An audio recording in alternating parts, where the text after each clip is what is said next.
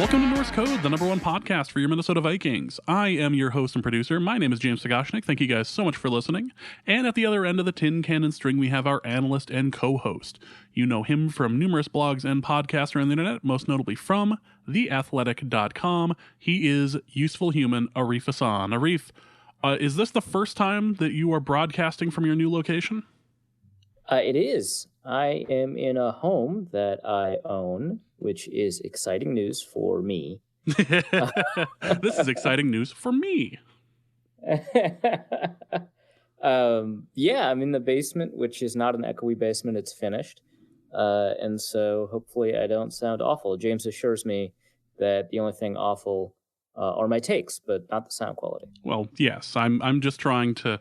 We already determined that you're basically a gremlin. So as long as we don't feed you after 9 and don't get you wet and don't microwave you, we should be good and the take should be fine. Fantastic. Probably. Arif as gremlin. So we are back. Yay. Hope you guys had a fun bit of time without us. We enjoyed recording only one show last week, which was the preview to the Redskins game. So we are back. We are here to talk about the victory over the Redskins. Ugly victories are still victories. So we will be talking about that. We will be talking about the Curse Dewey a little bit. Because you can't have a mini bye without something stupid happening, right? It's a requirement. Ouch. So we'll be talking about that, and then we have the mailbag as well. But before we do that, just want to thank you guys so much for listening, especially to the last show. We got a ton of listens on that. Thank you so much. If you enjoy the show, if you hear value in what we produce, what we put out twice a week during the regular season, you can donate to the show in one of two different ways. You can go to patreon.com/Norse Code, and you can donate there. New donations of $3.50 or more a month do end up getting you some free swag. We actually got to the point where I needed to find some more swag this weekend. This has been wildly successful, far more successful than I had anticipated. So it's so successful, we're losing money on it. Please keep giving us money. We're gonna even this out somehow. But yeah, please do. Again, donations of $3.50 per month or more do end up getting you the free swag, which is going out either tomorrow or Friday. Which also means if you have donated to the show, please check your emails because I am confirming addresses. Or you can go to paypal.me/Norse Code as well. We do have a couple of new donors to speak of. William Todd, who gives to us via Patreon, says, from a born and raised Texas Viking, thank you for the valuable and entertaining information you guys bring us each week. Being surrounded by Cowboys fans 24/7, in parentheses, I live with one, this podcast makes me feel like I have quote-unquote friends. Thanks again, guys, and hope this helps with your creature problem and your light bills. Congratulations, James, on the wedding. Thank you. We also... Anything to help our listeners develop a parasocial relationship with us. I feel like that's really that's the reason why we started all of this, quite frankly.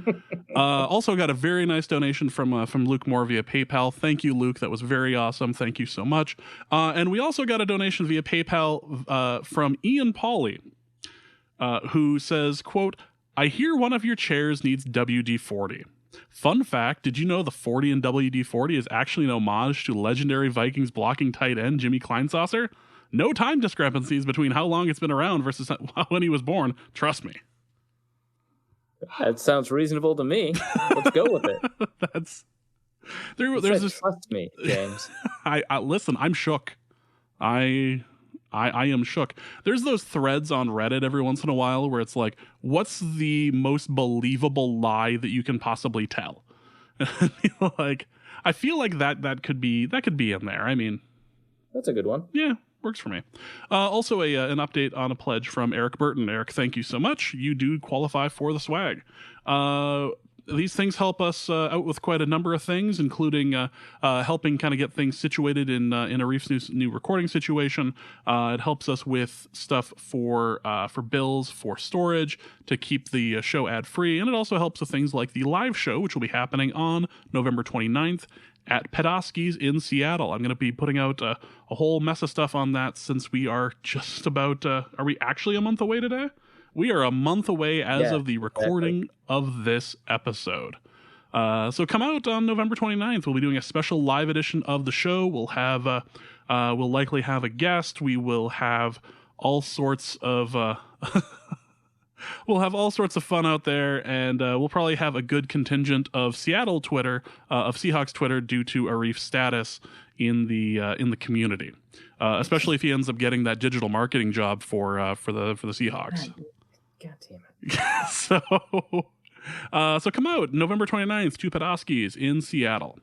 So let's go to the Redskins game, and the biggest takeaway I had from this game was much more about the run than it was anything else offensively for us. Yeah, I mean, it's interesting. You take a look at like the passing totals or the passing statistics, and Diggs ends up with like 143 yards. Through the air, Cook even has 73 yards, but then the Vikings had 26 attempts, whereas running the ball they had 37 attempts if you count a quarterback sneak as running the ball. That primarily indicates a game where they decided to run the ball a lot more. You'd say, hey, did they run the ball a ton with the lead? And the answer is both yes and no. They still seem to run the ball a lot when the game was a little bit closer. Although, again, the game was close mathematically, but it never felt like it was close in terms of Washington being able to mount a comeback. So a little bit of like everything involved. Did they run the ball a lot because they were choking out a lead? Did they run the ball a lot because that's their quote unquote identity? Did they run the ball a lot because Thielen wasn't there? And I think the answer is kind of all of these things. It was a game primarily focused on the run. The Vikings have been billing themselves as kind of that type of team. Nevertheless, Kirk Cousins got 285 passing yards, a number I pulled out of a hat before the game and therefore predicted perfectly. I did also predict 2 touchdowns, 0 interceptions. That didn't happen. I also predicted it would happen in, did I say 30 attempts? Maybe 28 attempts or something like that. And that did not happen. It occurred in 26 attempts. I also predicted 2 sacks. Didn't happen. But if I take both quarterback runs as sacks, I'll count them. It was. I don't think anyone expected it to be anything different with Thielen out, and the fact that Washington is not a particularly great defense against the run. So I think we expected to see a lot of it. The fact that Alexander Mattison got 13 carries, maybe that surprises some people. I think for most Vikings fans, it probably doesn't, just because he tends to get more carries. The more likely it seems like the game is going to be kind of a choke at the clock situation, and he's been playing pretty well. So I think there's a good chance it was kind of a response to missing Thielen. I think there's a good chance that it could have been kind of adapted live to the fact that Diggs fumbled like the second catch he had, which admittedly was like for 30 some odd yards, right? So not bad, but. The run blocking was pretty good. We saw good run blocking from basically every offensive lineman. A couple of penalties, obviously. Everyone remembers the penalties on Elfline. 3 of them called. 1 of them declined. One of the ones that wasn't declined seemed kind of soft. Don't know if that should be called, but it looked like he was wrestling, which incidentally he has a wrestling background. So I can see why it was called. And one that was genuinely pretty bad. It seemed to primarily center around Dalvin Cook and his abilities. He is very able. That seems to be a pretty good plan. Didn't get 100 yards on the ground, so anybody who uses like the DraftKings bonus, probably a little annoyed that he ended up with like 175 or something like that, 174 yards total, but didn't get any of the bonuses. But other than that, I think people are normally fine. And I'd love to talk more about Alexander Mattison, but unfortunately another flag got called, so we can't actually give him credit for anything. Yeah, this seems to happen to him. I want to look this up because this has happened a lot where like his season end statistics are not going to represent kind of what he's been able to do, because enough of his plays have just been his plays have been called back. I think he's already probably lost 100 yards this year. I was going to say, if we look back at the penalties that were called on the offensive line for holding, or I believe one of them was for illegal It wasn't an illegal shift, but something Yeah, no, I think it might have been an illegal shift or some kind of pre-snap motion illegal penalty. formation. I think that was it. I think it was illegal formation. But yeah, it's like if you go by the number of yards that he has lost this year, we're in the triple digits easily. We're probably somewhere around 150 to 200. This is worth looking up later. I'm going to find this out. This is actually going to be the title of your next athletic article. all due credit to it'll be something along the lines of like all due credit to Madison. This was Madison in the case of the lost yardage. Exactly. See, this is the real reason why we do the podcast, so Arif gets ideas for material for the Athletic. So this was a great game for the run, and not to skip ahead too far, but we saw, what was it, 10 or 11 straight run plays, even under like ugly penalties, just milk the clock, just hit it, and the Vikings were consistently getting first downs out of it. Like this was, and made it to the red zone, made it to something like the 3 or the 4 before they were stopped for a fourth down, stopped on fourth down. Like this was impressive. This was the run game in full motion. Yeah, and I think the key here is that they were able to generate first downs. The Vikings absolutely crushed time of possession, which I don't love as a statistic, but contextually it makes a ton of sense when you think about what the Vikings were attempting to do. So for example, in the Bears game, the first half, the time of possession was abysmal, but both the Vikings and the Bears had 3 drives in the first half. So it didn't really advantage one or the other. In this case, because the Vikings had a lead, Washington wanted and needed as many drives or as possessions as possible in order to score, in order to, mount a comeback, which, normally you say, hey, why would the Vikings want very few possessions? They're clearly the better team. The more possessions you have, the more opportunities you have to prove that, you're the better team, and the fewer opportunities there are for fluke plays, which, necessarily benefit the other team, to impact the game. We want kind of, frequency to win up. But after you get to a point, say with a 10-point lead, where that kind of stuff is less important than just limiting the number of comeback opportunities they have, because the Vikings, the feeling I think that a lot of us get is that though the Vikings probably wouldn't get into the end zone very easily in this game, they could probably get downfield pretty quickly if they needed to. Whether or not they could get into the end zone, they only think I did it once.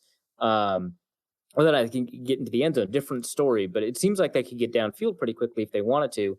They definitely didn't want to. I think the official time of possession, 36 minutes Vikings, 23 minutes Washington, something like that, which I think was exacerbated in the second half. I think it was probably closer to even, which is why Dwayne Haskins only had something like 6 passing attempts. So Dwayne Haskins essentially plays the second half of the game, and in the second half of the game, they have 8 dropbacks, 6 passing attempts, something just abysmally low. And so the Vikings run in order to run out the clock. But as I mentioned kind of a couple weeks ago when somebody asked, hey, does running the clock materially benefit you in terms of time of possession? The evidence largely suggests no, and the reason for that is primarily because it's difficult to generate first downs if you're a run-first offense. But if you can generate first downs, and the Vikings, including Kirk Cousins' 2 runs, 1 scramble, 2 runs for 2 yards, average 5.75. You take those out, they average, I think, something like 6 yards a carry. Relatively easy to generate first downs if you're averaging 6 yards a carry, and not all of them occur on 2nd and 13, where a lot of those are empty yards. So the Vikings, and they were still able to generate, first downs. Otherwise, they were 8 for 15 on 3rd down, 1 for 3 on 4th down, although people seem to only remember one of the 4th downs. Mm-hmm. They outgained the Redskins by 216 yards or something like that, 218 yards. And they had more plays. They had more yards per play. Basically, every team statistic you can think of, some of which might be bunk, sometimes time of possession is bunk, and some of which are fairly important, like yards per play and stuff like that. So despite the fact that they went pretty run heavy, they were able to generate a bunch of first downs. Total first downs, 22 Although, in fairness, 3 of the Vikings' first downs were a result of penalties. So, and only one Washington first down was a result of penalty. A lot of those penalties, and we know which one that one was. That was the Xavier Rhodes penalty, pass interference. The clothesline. Yeah, the clothesline. The other penalties the Vikings incurred either were not enough for a first down or were offensive penalties from the Vikings, and that took them back. So, yeah, pretty good game. I think, so for me, so I wrote this in my takeaways piece published the day after the game. I think there's this perception that the Vikings offense was like, ugly but somewhat effective. And that's true, but I think it kind of skips over how efficient it was. The Vikings ended up with 2.38 or something like that points per drive. There are only 8 drives in the game. And if that's what you do over the course of a season, that's the 6th best offense in the NFL. It's just there were so few drives, and the fact that they didn't convert all the opportunities they had in the red zone made it feel like, all of these missed opportunities. And there were so few drives that the point total was just going to be low. If the Vikings offense was crazy efficient and kicked a field goal on every drive, people would still be kind of upset, right? Because, oh man, so many opportunities. You missed out on all these opportunities to score and you didn't score. They would only have 24 points.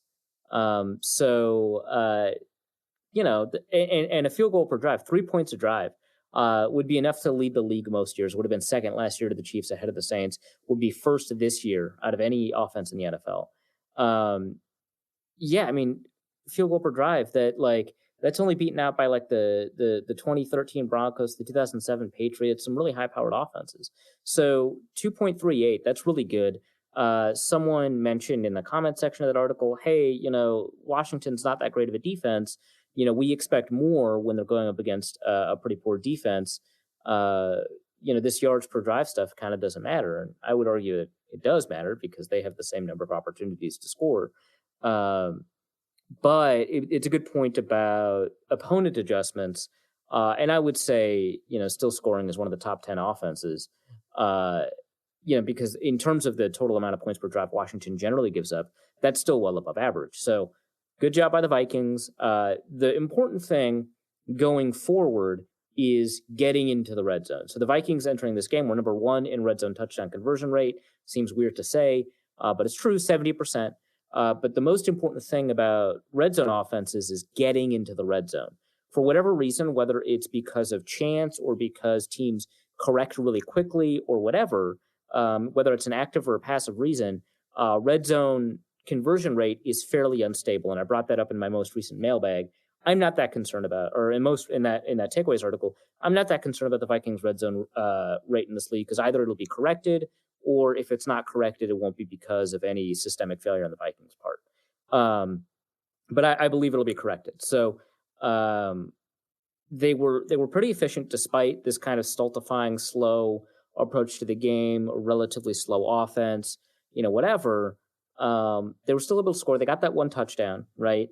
And they only had, I think, 1 fourth down attempt outside of field goal range. I want to say they had a couple inside field goal range, including one that was converted by Dalvin Cook on 4th and 2. Mm-hmm. So, I'm not that worried about the offensive performance against this weak team on a short week. No, this was brutally efficient, and you could tell it was brutally efficient by the fact that the game ended so quickly.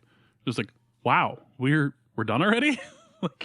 This could have been one of those Thursday nights where we did the show after the game and been like, oh, we're not going to die by the end of this. We're not going to be exhausted.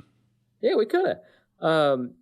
That's the thing about games that feel slow. A lot of times they, in real life, are faster because there's no reason for the game clock to stop. There's no, if an incompletion stops the clock, that's going to extend game time or whatever, right? But here, if the clock is just always going. And so it feels like not much is happening, and it turns out that without a ton of reasons for the clock to stop, it just won't. That's just how it works, right? And so the game ends up finishing fast, despite the fact that it just felt like it took forever. I was gonna say it felt like the Vikings Redskins game was at least an hour, maybe an hour and a half shorter than the Monday night game. Oh well, yeah, but I mean, I feel like every Monday night game this year has just been awful. God. Yeah, so this was a run this was a run masterpiece, but it wasn't just running. There was a fair amount of passing, and while Diggs was certainly productive, he had another fumble, and it was after a great catch and run, and it ended up getting smacked out of his hands, and the Vikings lost the fumble, only to make Case Keenum fumble shortly thereafter. But it does. And did you notice how Diggs held the ball after that last fumble? Yes, he did it last week too. Like, it's so funny. Like, I don't hate him for it, right? Like, okay, no. So he's limiting his yards after the catch opportunities. It looks like that slows him down a little bit, which I think everyone would kind of gladly take. It's like, oh, you only get 40 yards after the catch instead of 50. But you didn't fumble? Great. Yeah, right, exactly. I think that's hilarious. So so that was like a 38, 39-yard play or something like that he fumbled on. So interestingly, turnovers generally, if we ignore kind of field position, turnovers are worth about 45 yards to the opposing team. So they subtract 45 yards from your total for every turnover. If you generate 40 yards and then turn the ball over, it's like a deep interception. It's not good, but it's not awful. It's not abysmal, right? Like, if someone throws that on 3rd and long, you're like, nah, arm punt. I don't hate it. Might as well take the risk. Now, Diggs didn't need to take the risk. I'm not saying like he's fine, but it's very clear like he's more than making up for these fumbles with the insane yardage he's generating. Last week I did a piece about how Diggs is, and this kind of gets closer to a question that somebody asked in the mailbag, but Diggs is not just leading the league in yards per route run, which is my favorite receiving statistic. He is crushing the league in yards per route run. So in a typical year, the leader in yards per route run, which is usually, Julio Jones or Antonio Brown, just under 3 yards per route run, which is, nuts, right? If you run like 580 routes, you're almost on track for an 1,800-yard season. So in 580 routes, 580 passing attempts, plus a couple of sacks and stuff like that. So 3 is very difficult to get because you'd be close to kind of record-breaking numbers. You'd be hitting kind of Calvin Johnson, Randy Moss, 1,700, 1,800, 1,900-yard territory. So 3 is difficult, right? And in a heavy passing offense, if you get 3, you're going to break some records. So you don't tend to get 3, you get just under 3. Diggs, a couple weeks ago when I wrote it, was at 3.2, which is about the distance between him and second place, who was also actually above 3. I think it was like Amari Cooper or something like that. And the difference between him and second place was the difference between like second place and 8th, and the difference between like 3rd place and like 40th. Like, it was huge, right? And he had a game after I wrote that where he increased his yards per route run to 3.51. Which is nuts. Again, when I wrote that article, I was like, hey, so he's the most productive receiver in the NFL, right? Well, no. Let's take a look at what happens when we count all interceptions thrown in his direction, right? Because we know that one of the drops that he had caused an interception by Andrew Sandeo, of all people. And also count all fumbles. All receiver fumbles are counted as full turnovers. So we're using a very harsh grading metric. No matter what, if your quarterback sucks, and throws interceptions when they target you, that hurts you. Every fumble, whether or not it's lost or recovered, is worth 45 yards, the same as an interception. So it's a very harsh metric designed specifically to punish Diggs, who has had 3 interceptions thrown in his direction. And at least one we know is 100% definitively his fault. Well, I talked about it a couple episodes ago. Fault, difficult, but it's more Diggs' fault than anyone else. 20% Diggs' fault, 80%, like random luck or whatever, right? But yeah, that interception doesn't happen if it wasn't for Diggs. A better receiver would have prevented an interception in that scenario. So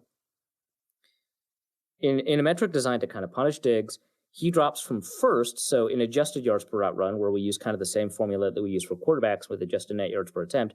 So for Diggs, if we scale that down and say, hey, you get bonuses for touchdowns, a 20-yard bonus for touchdowns. You get 45-yard penalties for interceptions, 45-yard penalties for all fumbles, lost or recovered.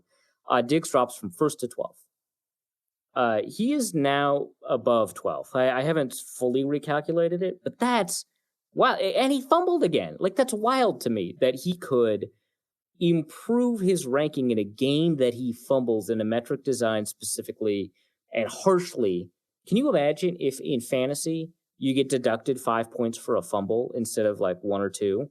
Like, you'd be so ticked off, and Diggs would still have produced, right? Like, that's like, wild. You'd just be sitting there like, well, I guess I'll just be happy with the 30 points I'll be happy with the 25 instead of the 30.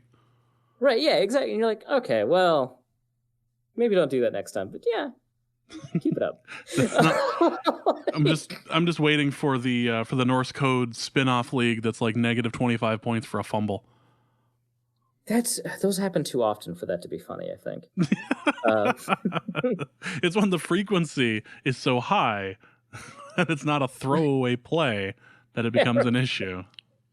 But yeah, although there's so many fun, stupid rules like I don't know if Yahoo's not built for this, but every negative yard is worth 4 times the positive yards. I would love that. like a tackle for loss. Oh, I'm screwed this week. Although I will say that my strategy of picking up the kicker for the Dolphins in both leagues has worked out brilliantly. I'm gonna stare fate in the face right now and say I've had no missed kicks since choosing him because the touchdowns have been so few and far between. I assume he's just getting all his practice in practice and not having to actually use his skills out on the playing field. My troll strategy of picking Daniel Carlson for at least one of the leagues is working out pretty well. I actually, on his bye week, I dropped him, picked someone else up who's been better, dropped him after the bye week and picked Daniel Carlson back up again. Like, nope, we're rolling with Daniel Carlson on this one. He's taking me ride to or die, baby. Total side note, I picked up Drew Brees on the waiver wire the other day, and I just sat there like, why is this here? What? Oh, Jesus. What are you doing? Now I'm mad that I didn't think about it, because why would you have thought about it? Exactly. I was like, I kind of want an upgrade from Carson Wentz on my bench. Oh, hi there. Well... You're a handsome devil. What's your name? You're coming with me. Look at that beauty mark on your face. Sorry, what? God. Anyway, I can ignore that for just a moment. So this was a game where Kirk Cousins was productive, not as prolific as previous games, but he was effective, and we were able to get everyone except C.J. Ham involved. It looked like in the passing game. And Olabisi Johnson played fairly well. There were a couple of tight end screens over to Rudolph, so Rudolph was getting involved too. Like, this was not something that was just like run oriented. We were able to get and when they bit on play action, boy, they bit on play action. Yeah. So funny note: Rudolph averaged 5.7 yards per catch with a long of 7. Despite getting some tight end screens, which generally increase your yards per catch. So I just think that's funny. Lack of athleticism, clearly. Right. Cousins has 2 throwaways and 1 drop. He has 3 incompletions charged to him, which means he was not inaccurate on a single throw that he had all game, which is really fantastic. Inaccurate in the sense of, like, does it hit the receiver's hands? Right. So every ball he threw was catchable. And I would argue generally pretty good ball placement too. So not just catchable, but better than a typical quarterback. I'm just happy that his throwaways were actually throwaways.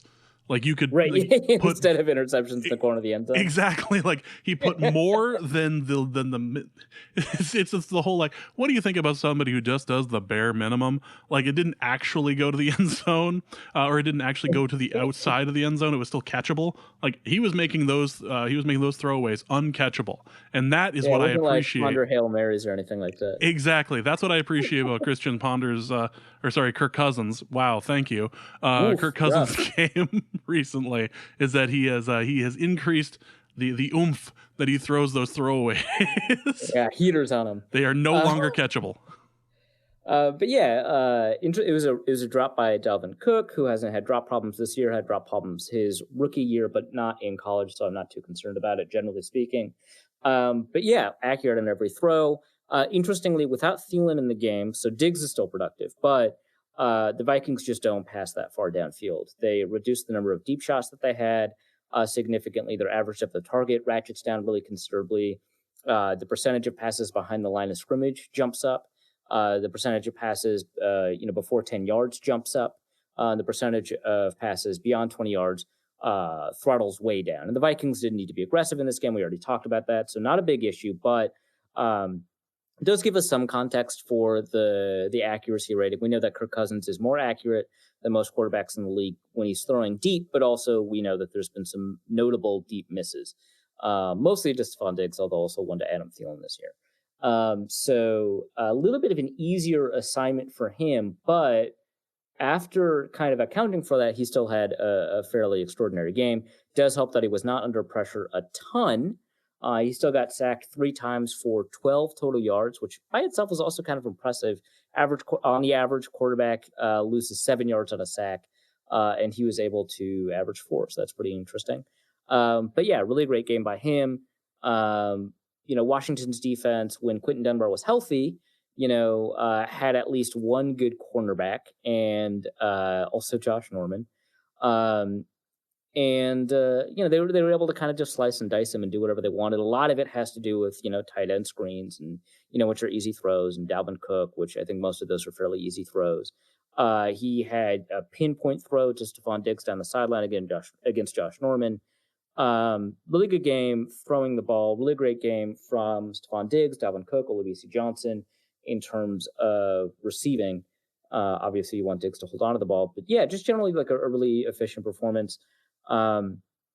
Thursday Night Football, it's really difficult to game plan effectively against your opponent because you're on a very short week. Tendencies are difficult to, break down, evaluate, and break. But, I think the Vikings were helped by the fact that Washington does not need to be broken down in terms of tendencies in order to attack weaknesses. I think they just crafted a short passing game because they knew that, without Thielen there, it was going to be more difficult to get opportunities downfield, and they just knew that, they've been pretty good blocking on the move, that, these screen passes will do a lot, and it turns out they did.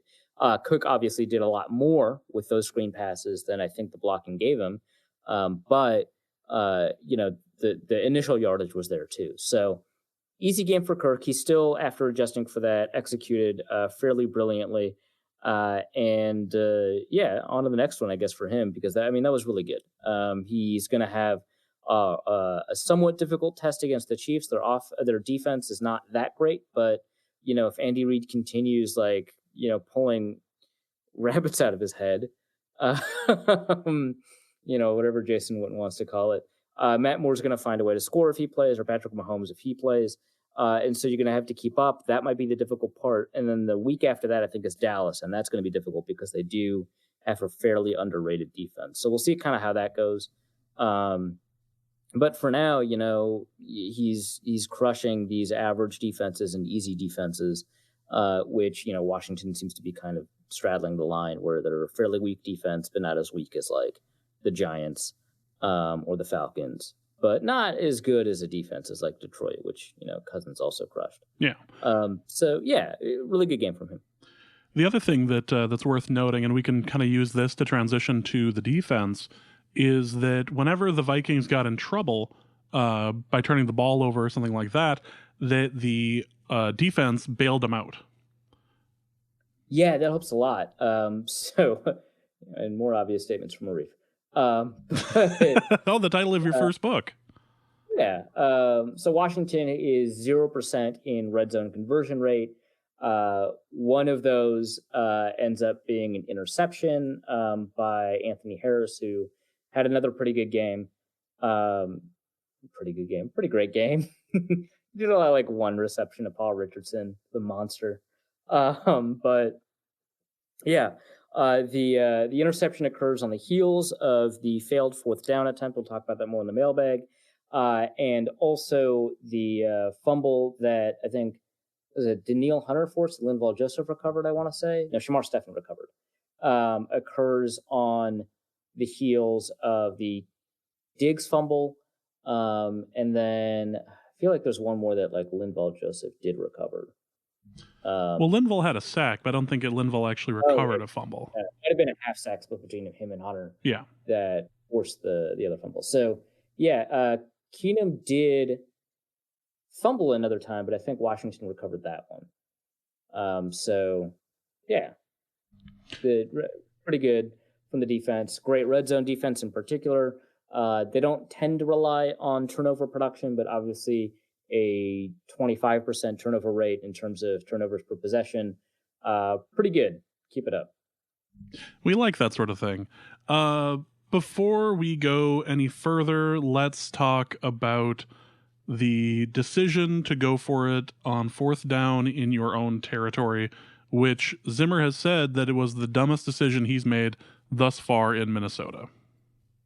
Untrue. I don't know what his dumbest decision is, but he has certainly made dumber decisions, in part because this is actually a good play.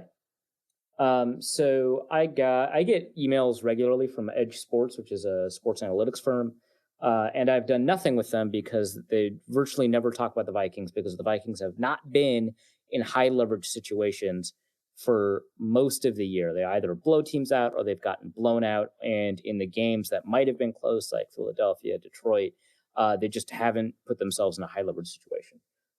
So this is what they said. Mike Zimmer decided to go for a 1st down with a 4th and 1 on his own 34-yard line with 2:48 remaining in the 3rd quarter and a 16-9 lead. We know that part. Going for it increased the Vikings' pre-snap game-winning chance by 2.2%. Going for it 92.7%, punt 90.5%. So regardless of the decision that he makes, both are fairly high win probabilities for the Vikings. One note about Edge Sports is that they dynamically change their inputs based off of, information that's occurring in the game. So is the Vikings offense generally efficient? Is the defense generally efficient? Is Washington generally efficient on offense and defense? Now that Case Keenum is out and Dwayne Haskins is in, how does that change Washington's, efficiency on offense and stuff like that? So all of that is put into the game. And so how the Vikings, offense and defense were doing, that helps a little bit, but in particular the fact that when that happened, Case Keenum was out and Dwayne Haskins was in, that's also part of the calculation. Historically, an average NFL team will convert a short 4th and 1 more than 70% of the time. Minnesota has an above-average rushing offense, and a quarterback sneak is typically more successful in a short 1-yard situation such as this one. Therefore, even under the scenario of an extremely favorable punt with 56 net yards, so if they assume that there's a good punt here from Colquitt, it appears the Vikings made a very good decision, albeit a very controversial one. So a pretty smart decision, just very unconventional, right? Because you're on your own 34, and it's typically not go for it territory. The reason it's not intuitive that this is a good idea is because I don't think we think of it as an 80% conversion rate. So it's actually closer to 90% if you count it as a quarterback sneak. But, most rushes will convert 70% of the time. The Vikings offense should be converting 80% of the time if you account for the fact that it's a quarterback sneak. Something like 85% of the time. Okay, cool. We don't tend to think of 4th downs that way. We don't think of them as successful 80 whatever percent of the time because it's very easy to remember failures and it's very difficult to remember successes because they occur by definition in the middle of the drive instead of the end of it. We tend to remember end events. Like, so for example, the Vikings scored a touchdown. I think it's a rushing touchdown to Dalvin Cook. I believe that drive included a successful 4th down conversion. We don't talk about that one. If not, one of the field goal drives definitely included a successful 4th down conversion. We're not talking about those. We don't remember them.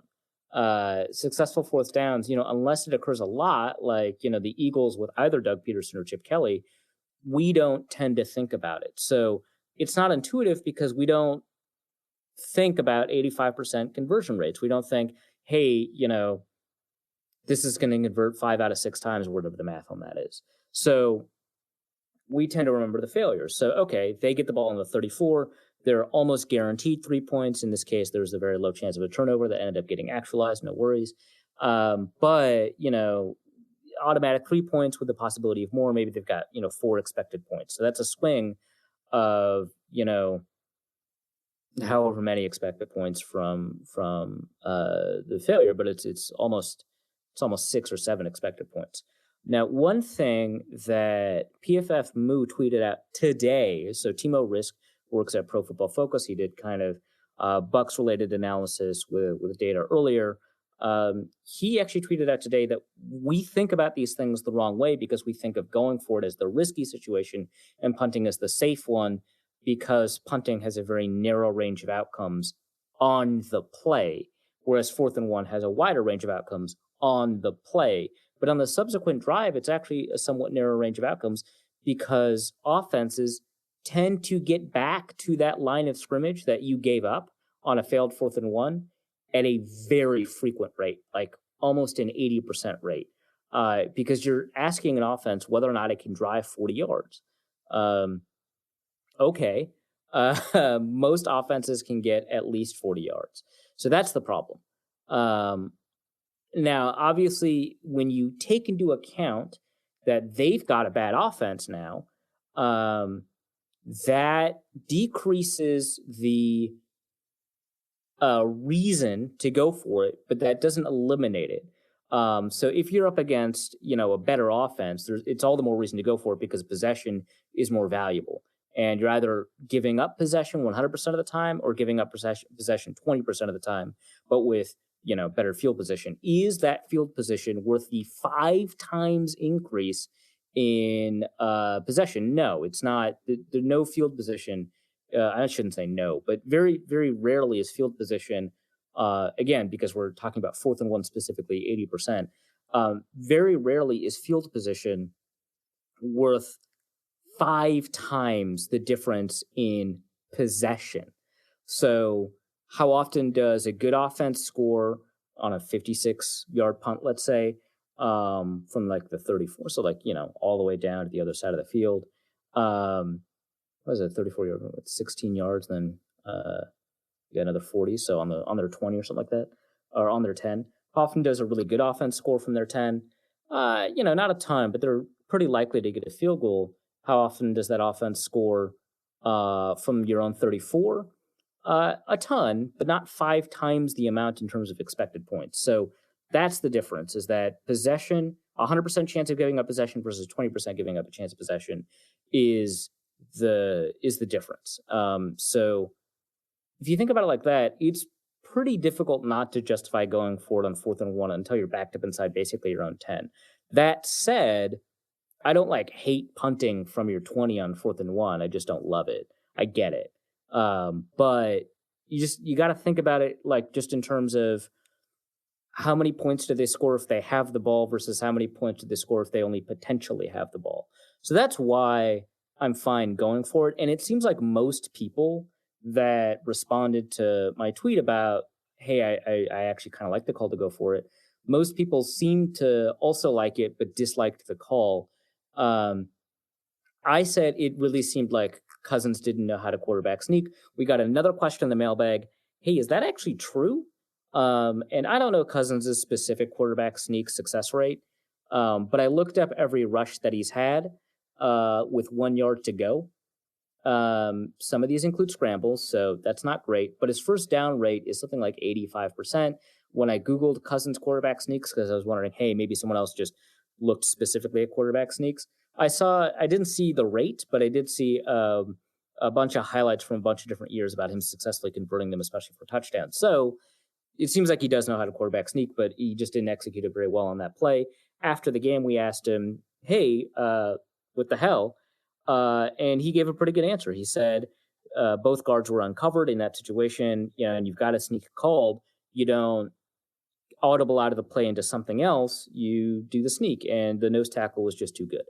Which is basically what happened. So it was weird because I don't think I've seen a quarterback sneak quite like that before, but if he's been successful in the past, I guess I'll just say, hey, maybe he does know how to do this thing that he's paid a bunch of money to know how to do, and I'm just sitting here. Yeah, but you still have, and you can still be right to make the decision and wrong in the execution of it. And if he has this amazing history of doing it, fine.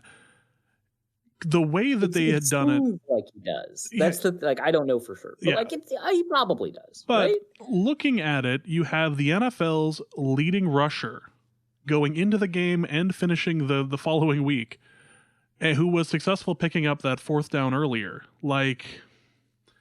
Okay, so that's a good point. I feel like you can be both right and wrong here by making Kirk Cousins do the sneak. Well, most people are saying that you're both right and wrong, and I get it.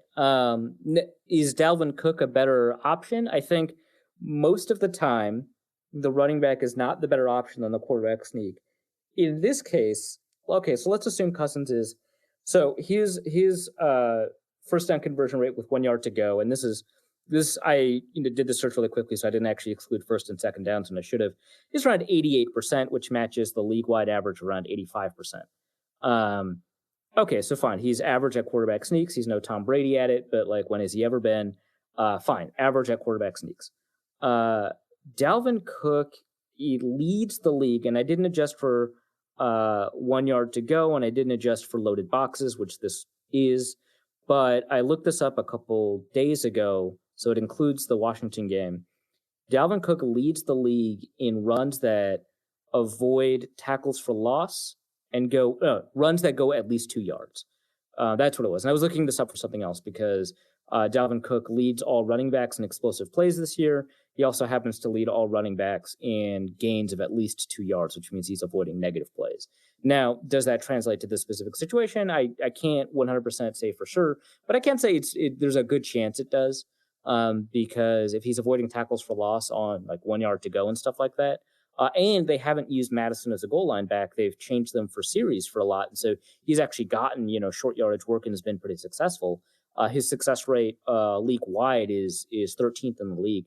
If you include the old definition of success rate, I would say in this specific scenario that Dalvin Cook is a better option. Then the next question is, hey, if he runs it up the middle, are people going to be angry and say, hey, you should run to the outside? If he runs it to the outside, that increases the likelihood of a tackle for loss, but it also increases the likelihood of a huge gain. If he gets tackled for loss, you're going to say, hey, just run it up the middle. It's not that complicated. He's good at it. So there's always this, I love the call, but not the play or whatever. I love the decision to go for it, but not the play that people put together. But there's a reason people run it up the middle on third and short. It works better than throwing the ball. It does. Historically, statistically, running up the middle on fourth and short works better than throwing the ball on fourth and short. Same with third and short. Which is actually one of the issues the Vikings had last year. I love them throwing the ball a lot. I didn't like the way they designed the plays, but they did throw the ball way too often on third and short. Running the ball up the middle works on third and short a ton. Dalvin converted a fourth down in that game, running up the middle on fourth and short. So there's a limit to. I loved the decision to go for it, but I didn't love the play because it's very easy to say it after the fact. I would say, yeah, maybe it was better to run the Dalvin Cook given kind of how he's performed in the game, how he's performed this year, how he's performed in avoiding losses, and how he's performed in short yardage this year. But I think that that's a kind of a small percentage change if it's true, because generally speaking, it is better to quarterback sneak than run. Also, option would be to hand off to CJ Ham and let him take that's it automatic. They should have just done that. I mean, obviously, how do you not have this offense just running through him? I mean, we scored, we just didn't score. Ham even. Yeah, you could have gone Ham, but you didn't. Let's talk defense, and the Vikings did fairly well on a few aspects of it, but this was a game where Case Keenum was able to kind of carve up the secondary fairly easily. A little bit. So if you take a look at Keenum's statistics at the end, it would seem, hey, 75% completion rate, 8.1 yards per attempt. Wow, he's passing better than an average quarterback does against an average defense, much less a below average quarterback does against a good defense like this one ostensibly is. What the hell? And I think that there's good indications of it. Obviously, Terry McLaurin ended up getting 34 yards on Xavier Rhodes plus a pass interference and 5 yards on Mike Hughes. Paul Richardson ends up getting 10 yards on Anthony Harrison, 24 yards on Trey Waynes. But at the end of the day, so in the first half, they threw for about 130 yards on 16 attempts. So some of it just has to do with the amount of possessions that they had and the fact that Adrian Peterson was averaging 5.4 yards a carry. A lot of it kind of on 2 carries, a 29-yard one and a 14-yard one. And then he had like 12 other carries that were not like 30 yards. Right? Yeah. So he was mostly bottled up for the game. Man, is it annoying to be on the other end of Adrian Peterson runs like that. Oh my God, turning that 6-yard loss into a 14-yard gain? What a dick. Like, I know that we got several years of him in Minnesota, doing that exact same thing. And I think I saw a tweet. It was like, boy, being on the other end of this Adrian Peterson game isn't very fun, is it?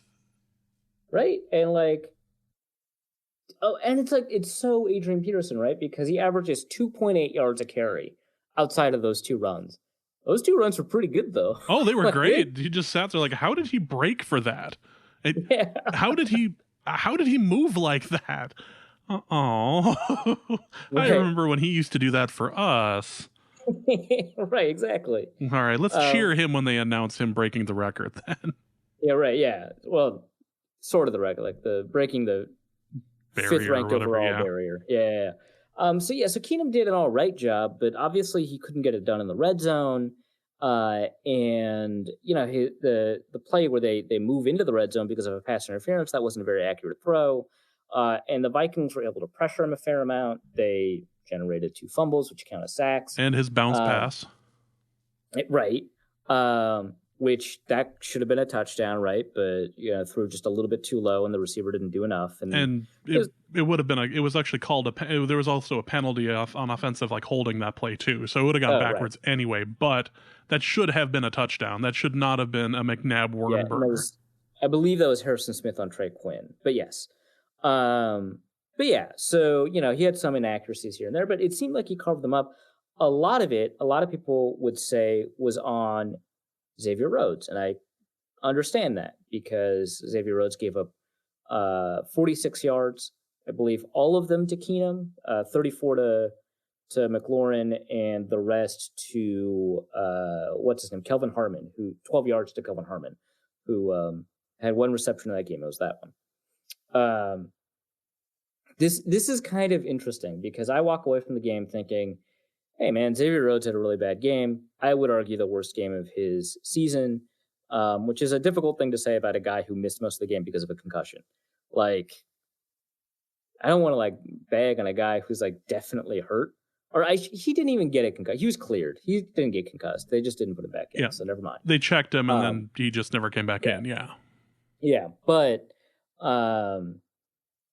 46 yards doesn't sound bad until you realize it's for half the game, and then you're like, oh, 92, okay. That's awful.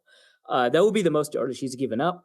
But here are a couple of weird things about Xavier Rhodes. One, entering the game, he was doing better than Trey Waynes in PFF's yards per route run given up, or yards per coverage snap given up. Trey Waynes was giving up more.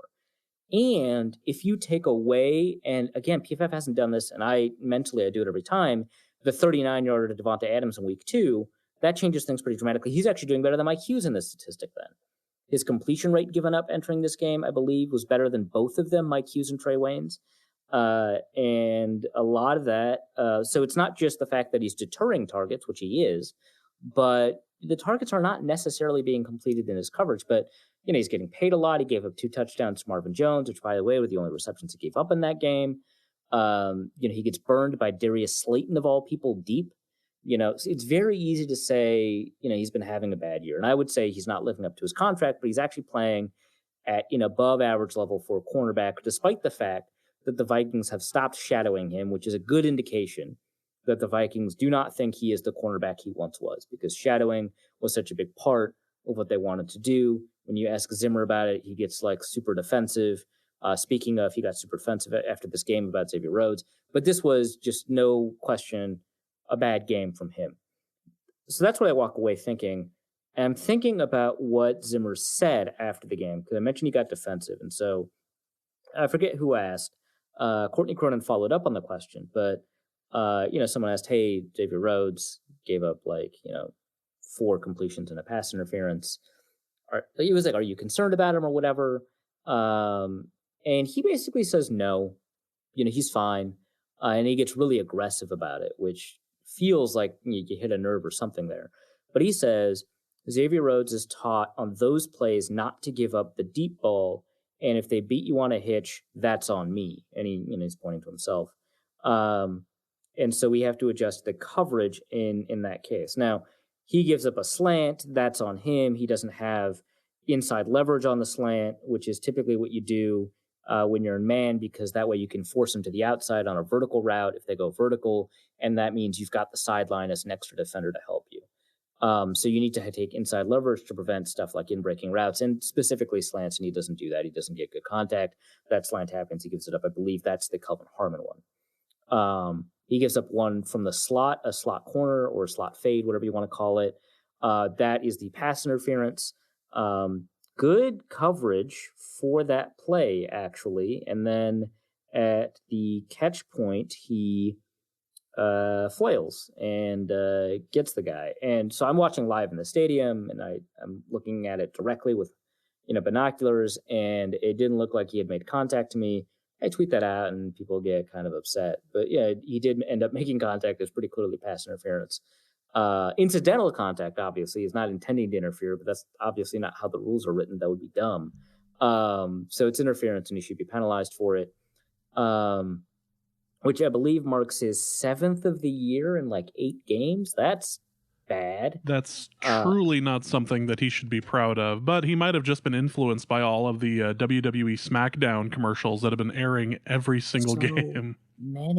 So many. Just absurd. Yeah, he might have been influenced. We don't know. Who's to say? Is it society's fault that he's drawing all these pass interference penalties? In the air.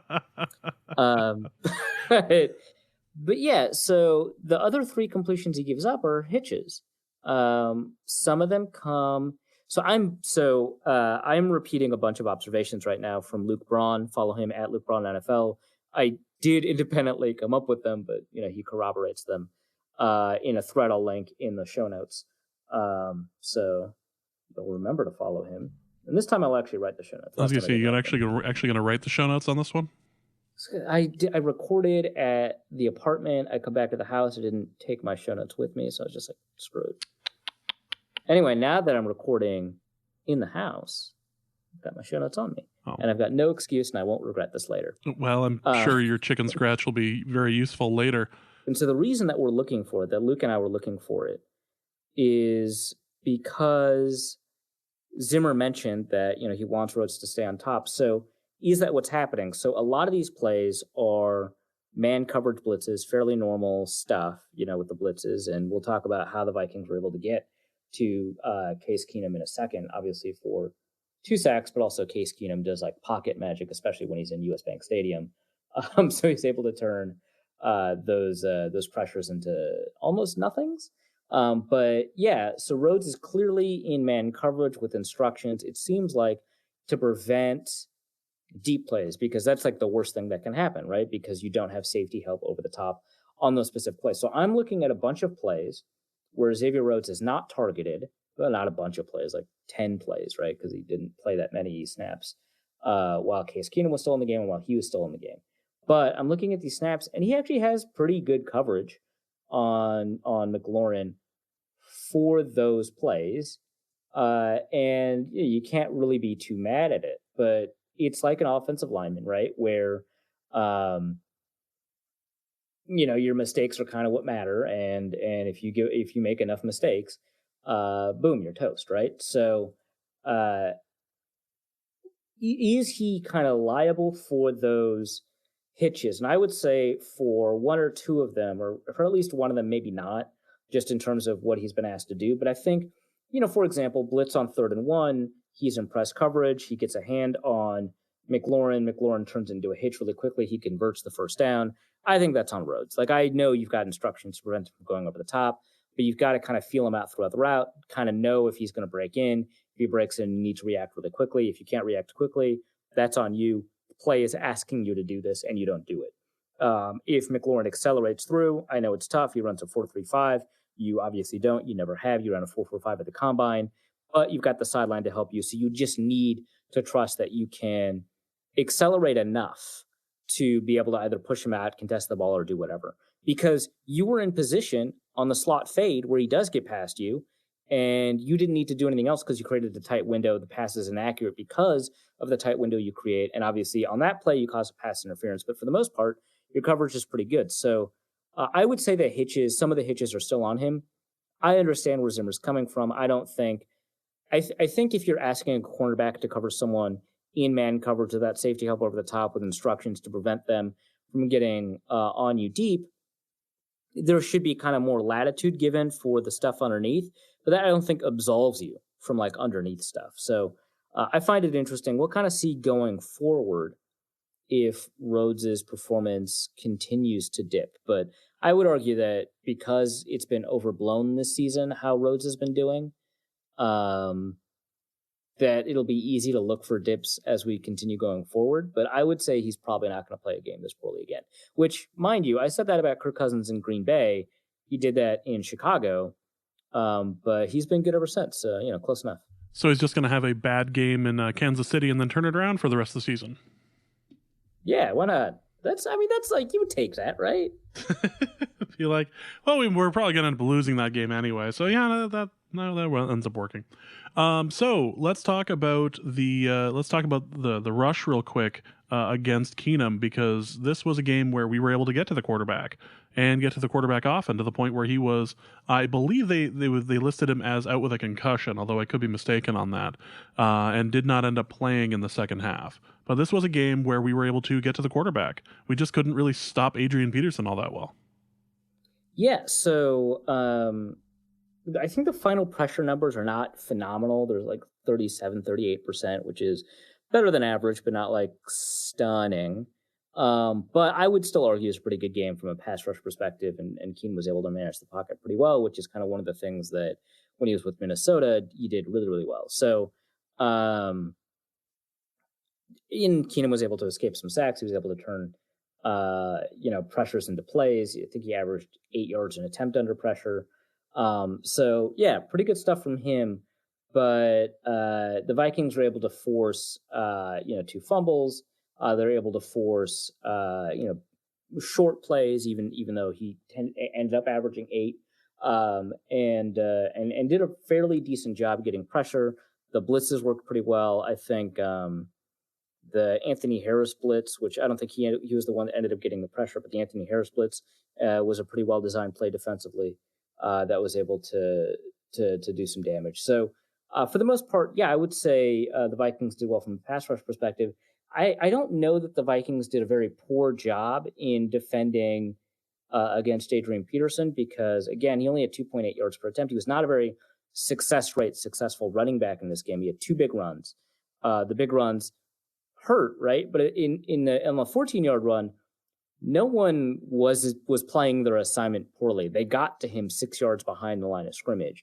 He just broke a bunch of tackles. So that I'm not as concerned with. The 29-yard run, like, there's maybe a gap soundness problem. But for the most part, I thought the defense played pretty well even against the run, especially the defensive line. I thought, once again, Eric Hendricks had a pretty good game. Not a stunning game, because I think he got beaten once, which is not great. So not, up to his standard this year, which has been pretty phenomenal. But, Anthony Barr, I thought, played well, got beaten coverage once. Linval Joseph had one of his better games this year in occupying blockers, getting off the block, and getting a tackle. Shamar Stephan, I think, played one of his better games this year, too. So I would say, for the most part, the defensive line actually played pretty well. Everson, I think, gets involved behind the line of scrimmage for a couple. Daniil obviously got involved. But yeah, for the most part, I would say they actually did all right.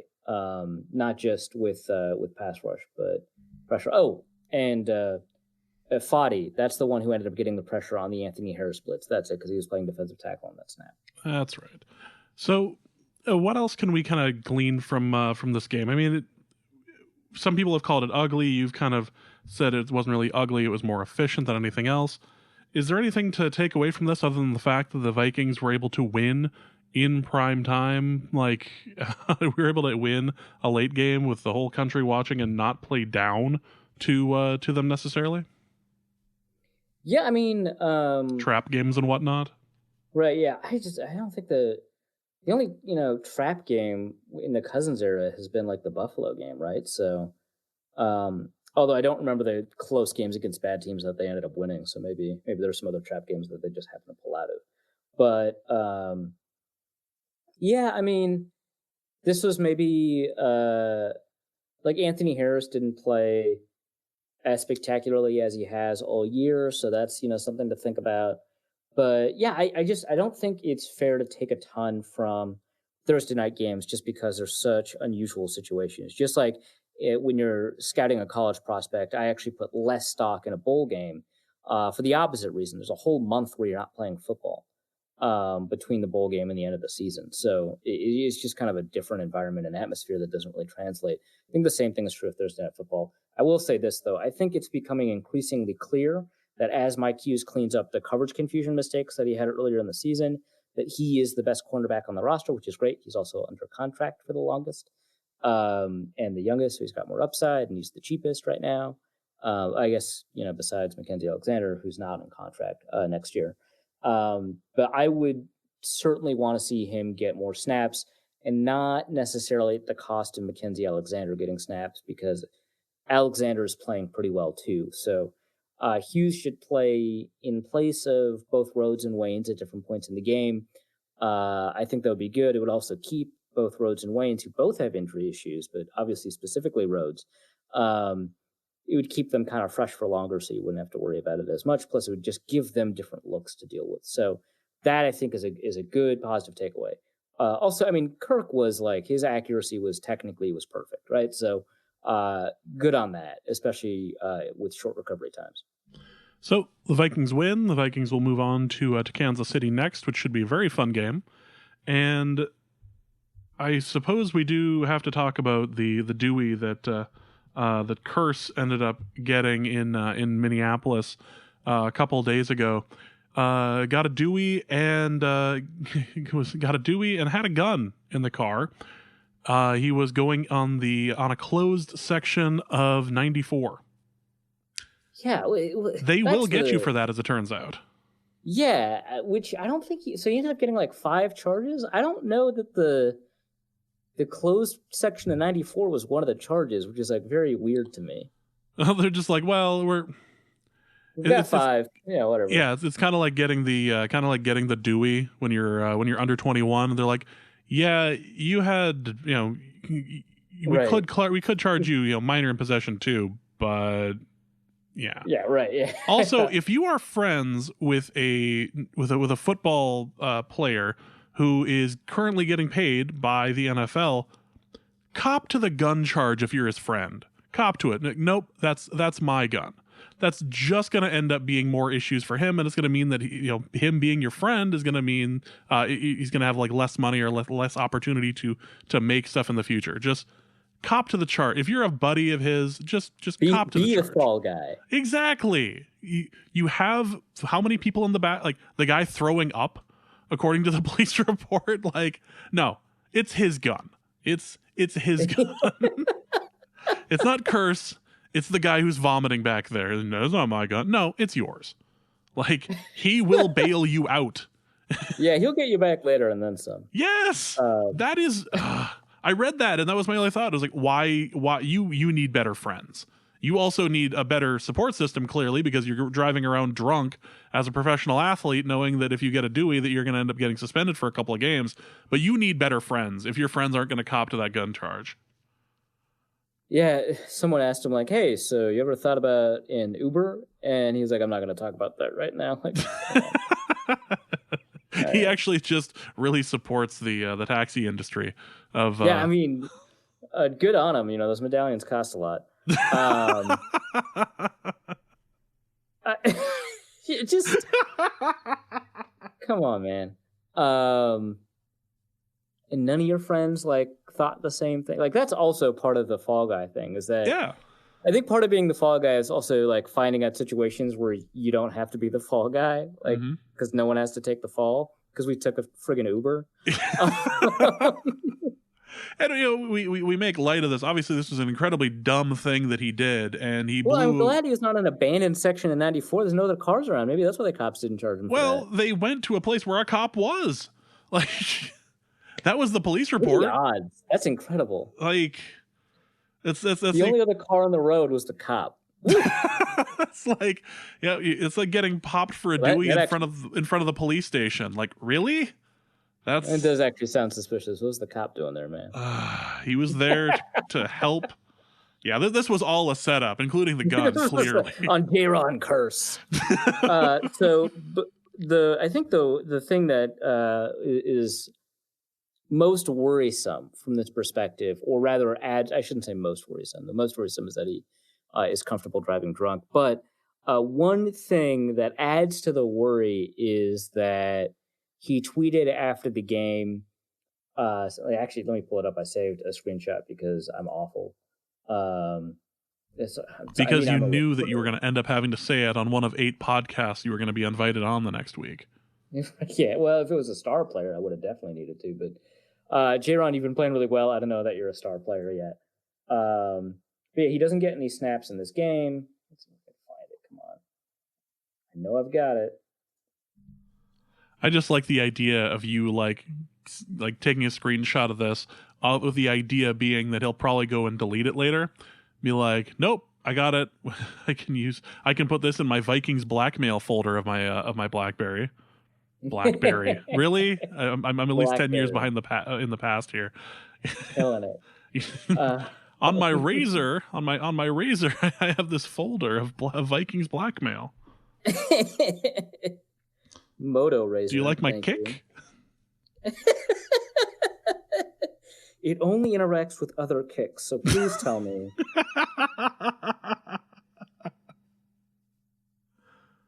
All right, yeah, okay, here it is. It was on my phone, not my computer. So he tweets out, so it's a game where he receives 0 snaps, which I believe is the second consecutive game where he's gotten 0 snaps. I think one could argue that this is because Mike Hughes came back from injury. I would say that plays a pretty big role. I think also you're not playing teams that like play 2 tight end sets like Philadelphia does. But so he tweets immediately after the game, "Damn, again, shake my head." And then 21 minutes later he tweets, "All of you are right. Love you all, heart." So you got like 11 replies to that tweet saying, maybe don't complain about your playtime in a year where you're doing pretty well. But yeah, so maybe Diggs's locker room cancer is spreading. I don't know. But yeah, he tweets something that seems to imply that he's frustrated with his playing time. Obviously, we don't know for sure, but it is the second consecutive game where he didn't get any snaps, and he didn't clarify his tweet. Like Diggs often clarifies his tweets. Like, I was talking about video games, guys. Why are you so upset? J-Ron does not clarify his tweet, and he instead deletes it and says, you're all right. You all right. Sorry. So I think it's Vikings related, and I think it's related to the fact that he doesn't see any snaps for 2 consecutive games, and then very, very shortly afterwards ends up on a Dewey. And then he says in the presser that he needs to get better, and it sounds like he means that he needs to work through something.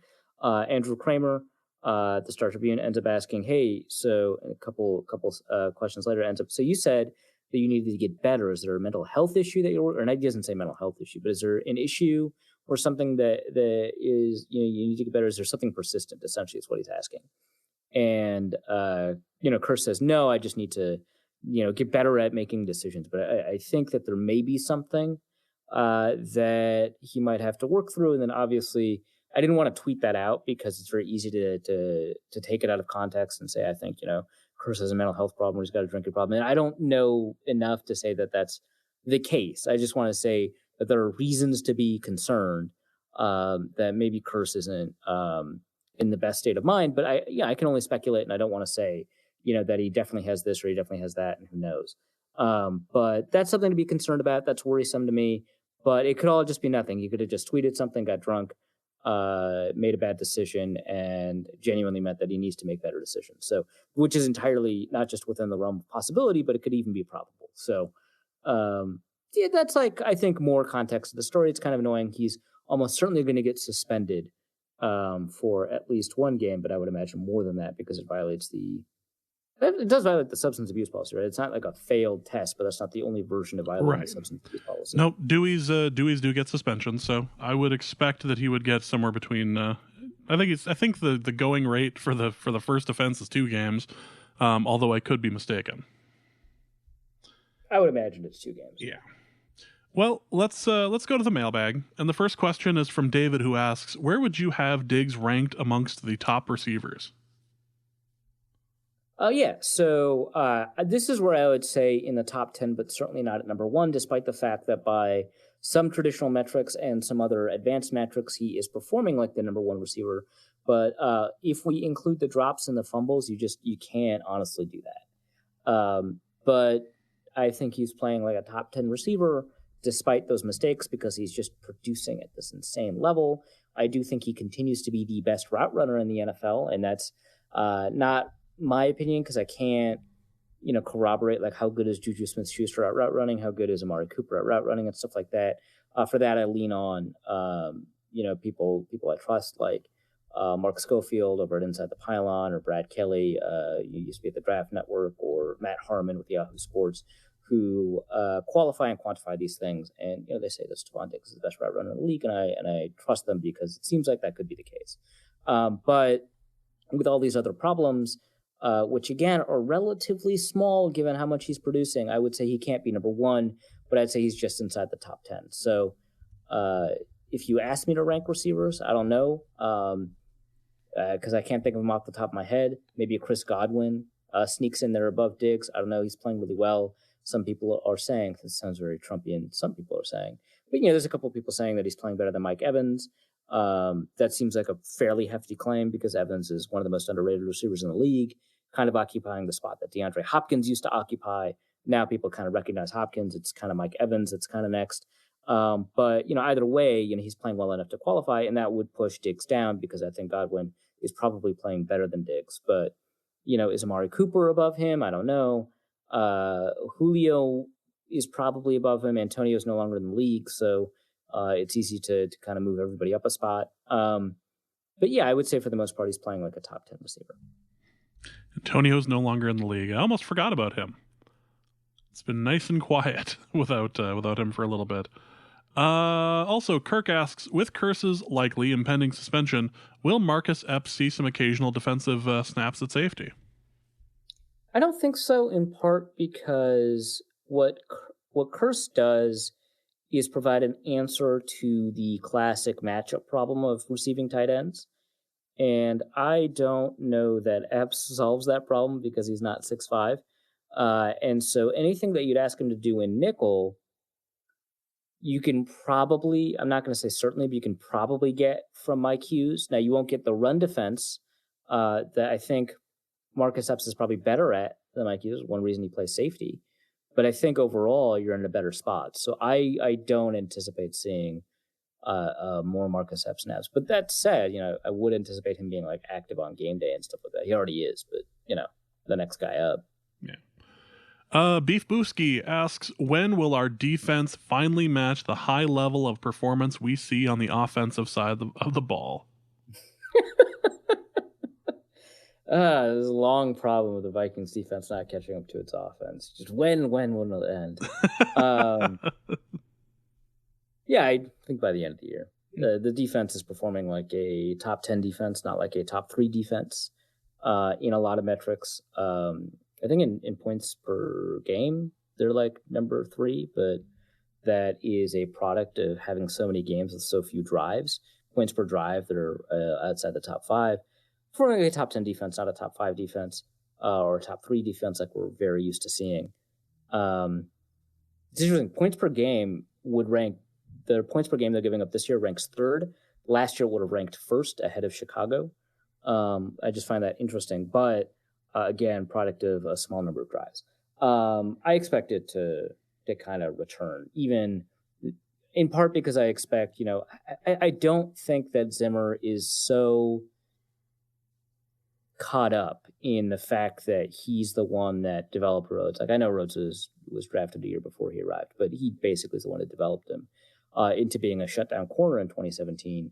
I don't think he's so caught up in it that he's going to continue to be just insistent or wrong about it. He's coordinated a number of incredibly good defenses and has developed attachments to a ton of players, including people like Terrence Newman. And he has found a way to create good defenses despite the fact that he may or may not end up being kind of overly attached to some individual players and play them past the prime. And I don't think he's going to do that. I think that the defense will rebound. I think that, having Mike Hughes back is big. I think having Holton Hill back, hey, he's off his suspension now. I think that's huge. I don't think this thing with Rhodes is going to doom the defense or anything like that, especially because it's only one player. So many players are having some of the best years that they've had in a while or ever. Anthony Harris, Eric Kendricks, it's Neil Hunter somehow, despite the fact that he's already been playing really well. He's playing even better. The defense is just really good. And so I would expect it to catch up or exceed the offense by the end of the year. Next question is going to be from Andrew, who says, last week, Ben Baldwin published a piece asking if Aaron Rodgers is still elite. Part of his argument uses a completion percentage above expectation. Does CPOE take into account wide receiver ability? It seems to me that an elite wide receiver would heavily impact this, as they might catch a throw that a normal wide receiver would not be able to. For example, Adam Thielen catching the ball behind the head of the Saints defender last year.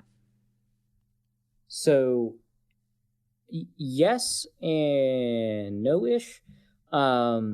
So the issue, so actually, I think it's less to do with the fact that a wide receiver would catch a ball if they're good versus that they wouldn't catch that ball, because the number of completions that are like that are very rare, even for high-level receivers like Julio and Antonio and so on, and Adam Thielen, Stephon Diggs, and Devontae Adams.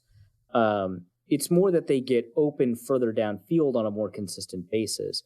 That's why the completions occur downfield, because they're open, not because once they are targeted with an accurate pass that they would catch a ball that a worst receiver wouldn't, which is not to say, there's not Troy Williamson level receivers out there that drop the ball a lot. There's a couple, but for the most part, it's your ability to get open.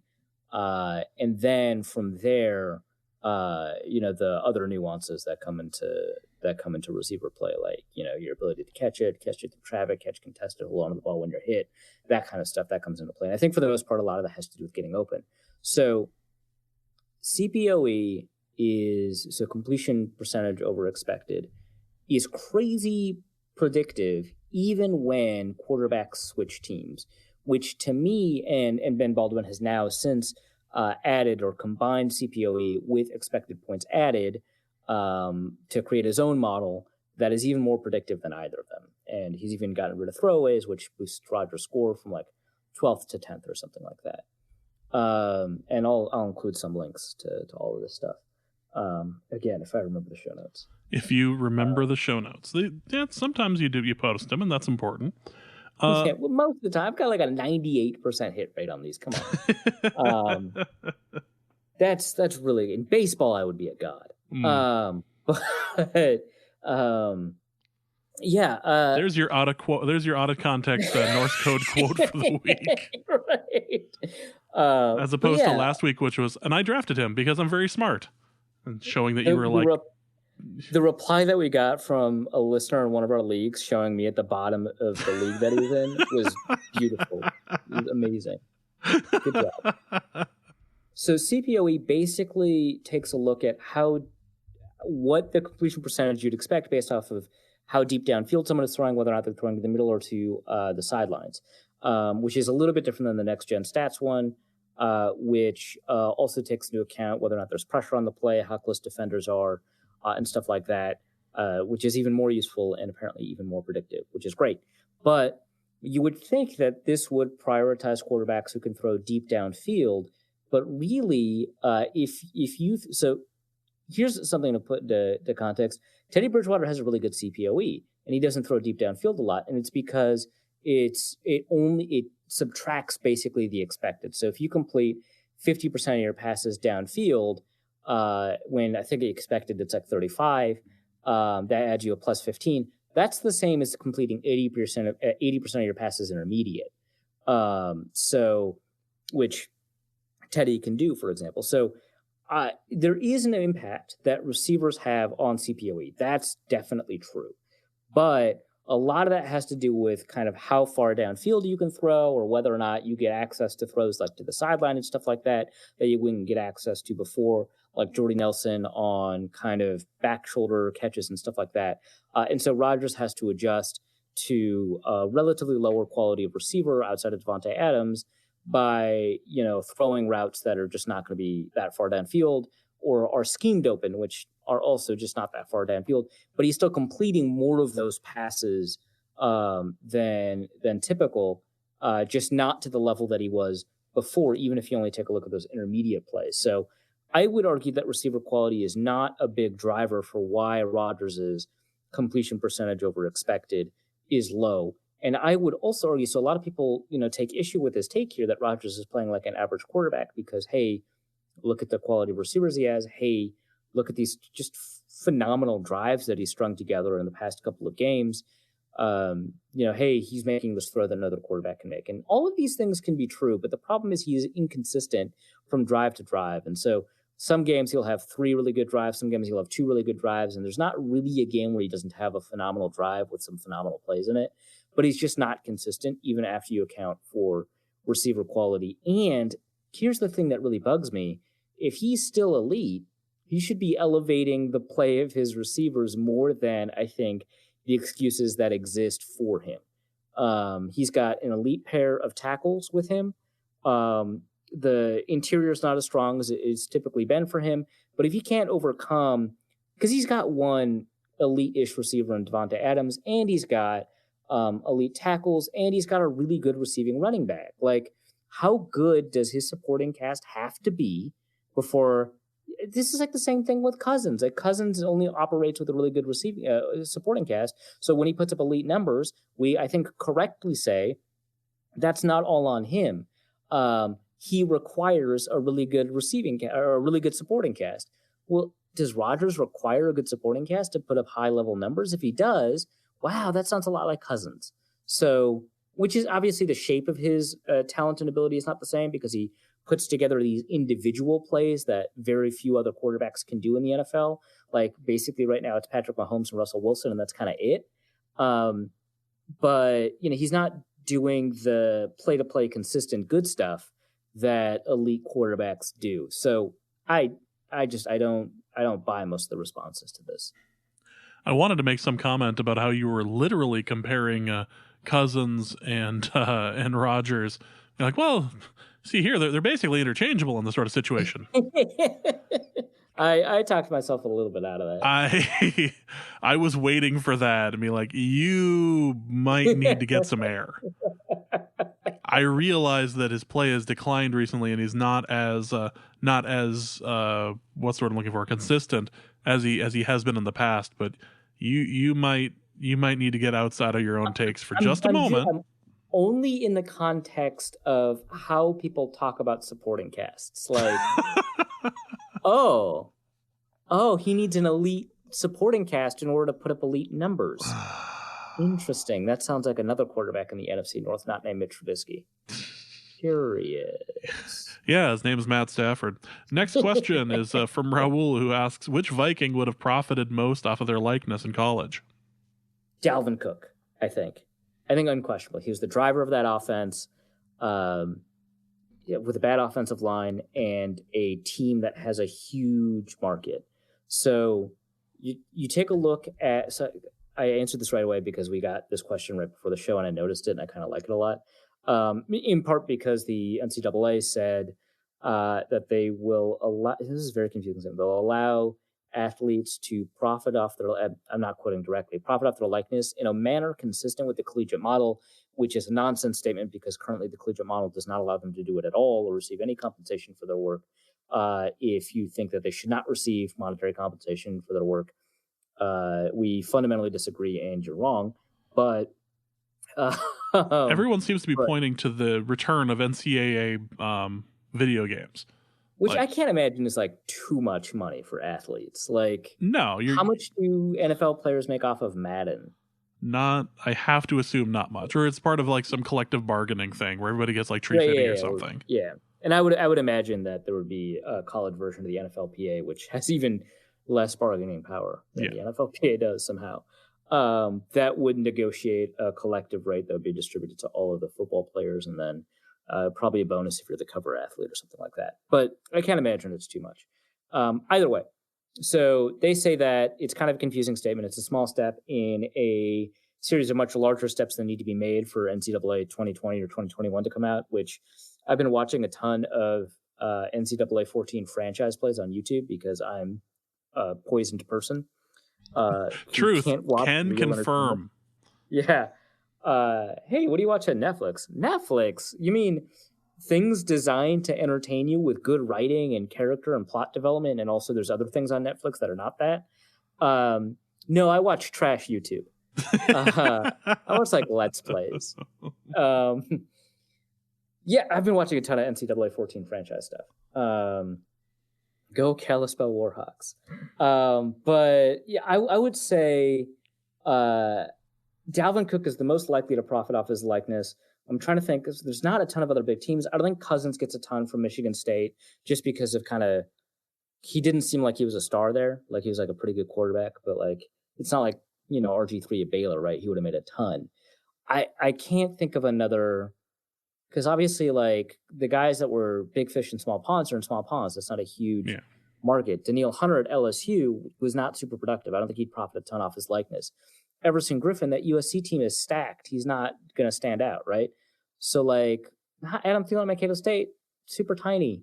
Stephon Diggs was a huge star at Maryland, and I think among all the Maryland people, he'd do great, and it's, good for them. They're in the Big Ten. They get access to that market, but I don't think he matches Dalvin Cook at FSU, so... No, I think it would end up being Dalvin Cook, but what would have been interesting would have been the idea of Adrian Peterson in Oklahoma doing that. Oh, he would have made bang. It would have crushed Dalvin Cook. Yeah, not even a question. Not even close. Yeah. The interesting one has to be who's second place. Maybe Xavier Rhodes at Florida State. I can't. Harrison Smith at Notre Dame, that's an enormous market to tap into. But it truly is. The Notre Dame fans are everywhere. Yeah, maybe Kyle Rudolph also at Notre Dame, but I don't see it as much as... I mean, and now that we're talking about second place, it might have to, I'm sure there's somebody obvious I'm missing that I can't. Like, if Sharif Floyd was still on the roster, him at Florida would have done pretty well. Who's the backup quarterback for the Vikings right now, currently? What's my job?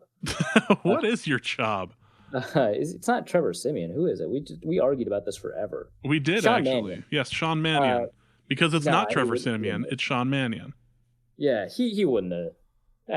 Not that good. He wouldn't have. he's no Kyle Sloter. Why, Jake Browning? He would have done really well, actually. Never mind. That's the answer behind Dalvin. That's second place. Jake Browning. Okay. So Kyle Slaby asks, which loss is going to hurt more at the end of the season? The Packers because of the standings or the Bears because of the shame? I think the Packers because of the standings. Like, the Bears one is like, all right, you lost to Trubisky and or his backup. That sucks. But, like, did they make the playoffs? No. You did. But if it's just the Packers and that's the reason you miss out, I think that hurts more, missing the playoffs in year two of the Cousins. I don't want to call it experiment. The Cousins era. That would suck. Well, we should not name Vikings teams by quarterback eras. There'd be too many eras. There would be a lot of them. Yes, it would be. One could argue the too many. McNabb era, the Ponder era, you wouldn't say the McNabb era because he was drafted. No, that was Ponder was drafted. So the Ponder era, which included McNabb, the Bridgewater era that included Castle, which is phenomenal. I like but the then idea. After that, the Bradford era, the Keenum era, 1 year eras, 1 year and one game eras. It would be unfair of Keenum to say that he is part of the Bradford era. he did better, or he was on a better team. Like, come on. I just like the idea of like the McNabb blip, not an era, just a blip. It can. I think for a lot of teams it could be quarterbacks, like the Phillip Rivers era with the Chargers, but for the Vikings it has to be coaches. Yeah. Oh, I remember that. Yeah, like it'd make more sense for the Tice era or the Childress era. Fine, but you can't go by quarterbacks for the Vikings. That's just sad. Remember the Brett Favre era? 1 3/4 seasons. I remember that one. Fantastic. Damian Barrett says, I've been living in the U.S. for over a year now, and I still don't understand candy corn. Why is this a thing? I can't believe you included this question, you monster. I just... It's right, about so as close to a Halloween thing, yes. Every year I talk about candy corn. It's a lot less my brand than the turkey stuff, but here's my take on candy corn. Used to be quite strong, though. Yeah. My take, so there's some people that I promised several years ago, longtime listeners of the show, that they would get candy corn from me that I made, and most of them have received it. Some of them have not, and it's just too much work to find out who hasn't, and I'm sorry. I'm a bad person who's bad at logistics. But, and one of you, I think it's Jonathan Judeich, consistently reminds me of this failure of mine. But homemade candy corn is actually really phenomenal. And I'm not crazy. Luke Braun, maybe he's crazy too, but Luke Braun just made it, and he loved it because they're a completely different candy. So they're kind of related to like taffy and marshmallow. It's like between the sugar stages between taffy and marshmallow. I'm not huge into candy making, so I don't know the huge difference between like the temperature you need to get taffy, and also you have to like pull taffy, and you're not pulling this so you don't get air inside. But it's like a mallow cream, I think might be what they call it. Like a marzipan sort of situation. Yeah, but without like the almond or whatever it is.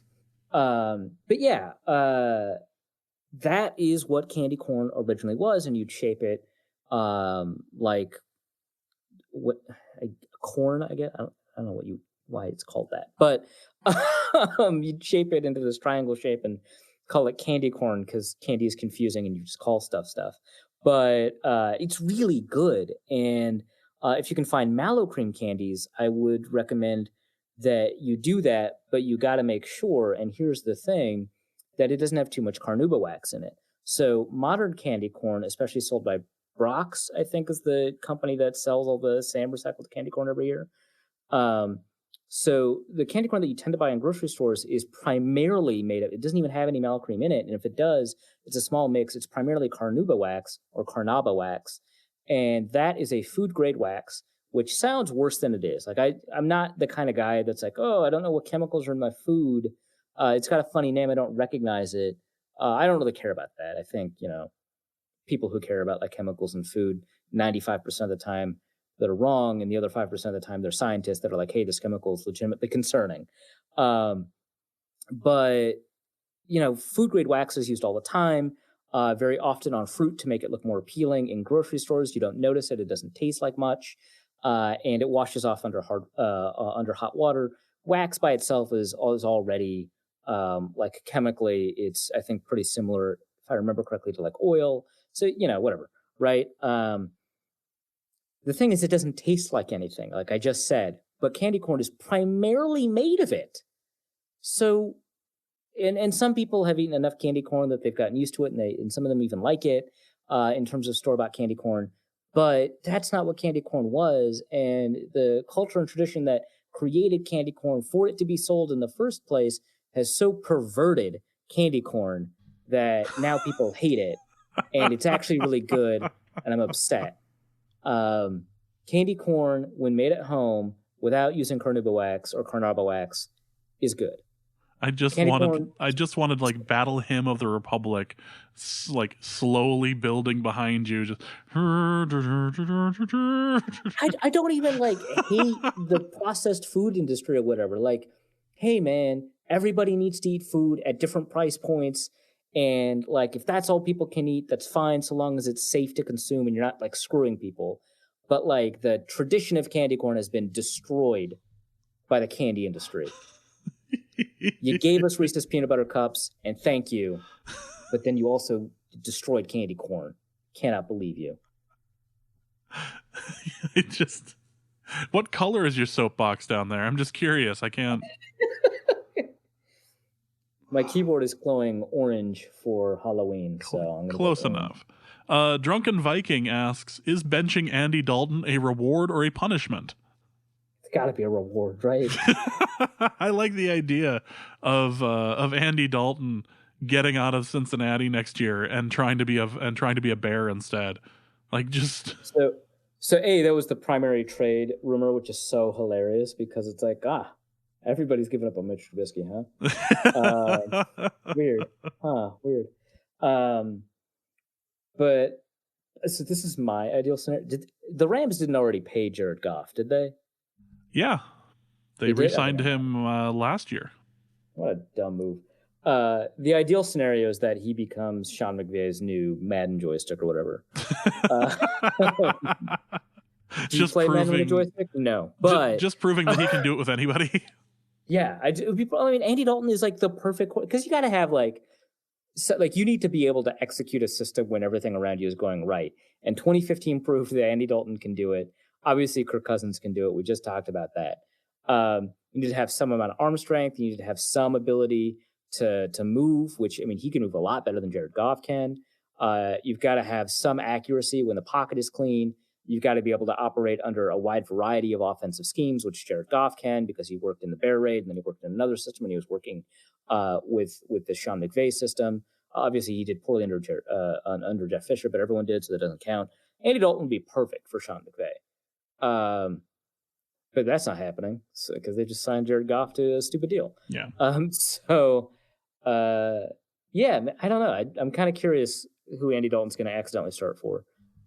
Raiders? Oh, I could see it. So Derek Carr is not a ginger, right? So it was just Matt McGloin. Correct. That was the only ginger they had? Yep. Okay.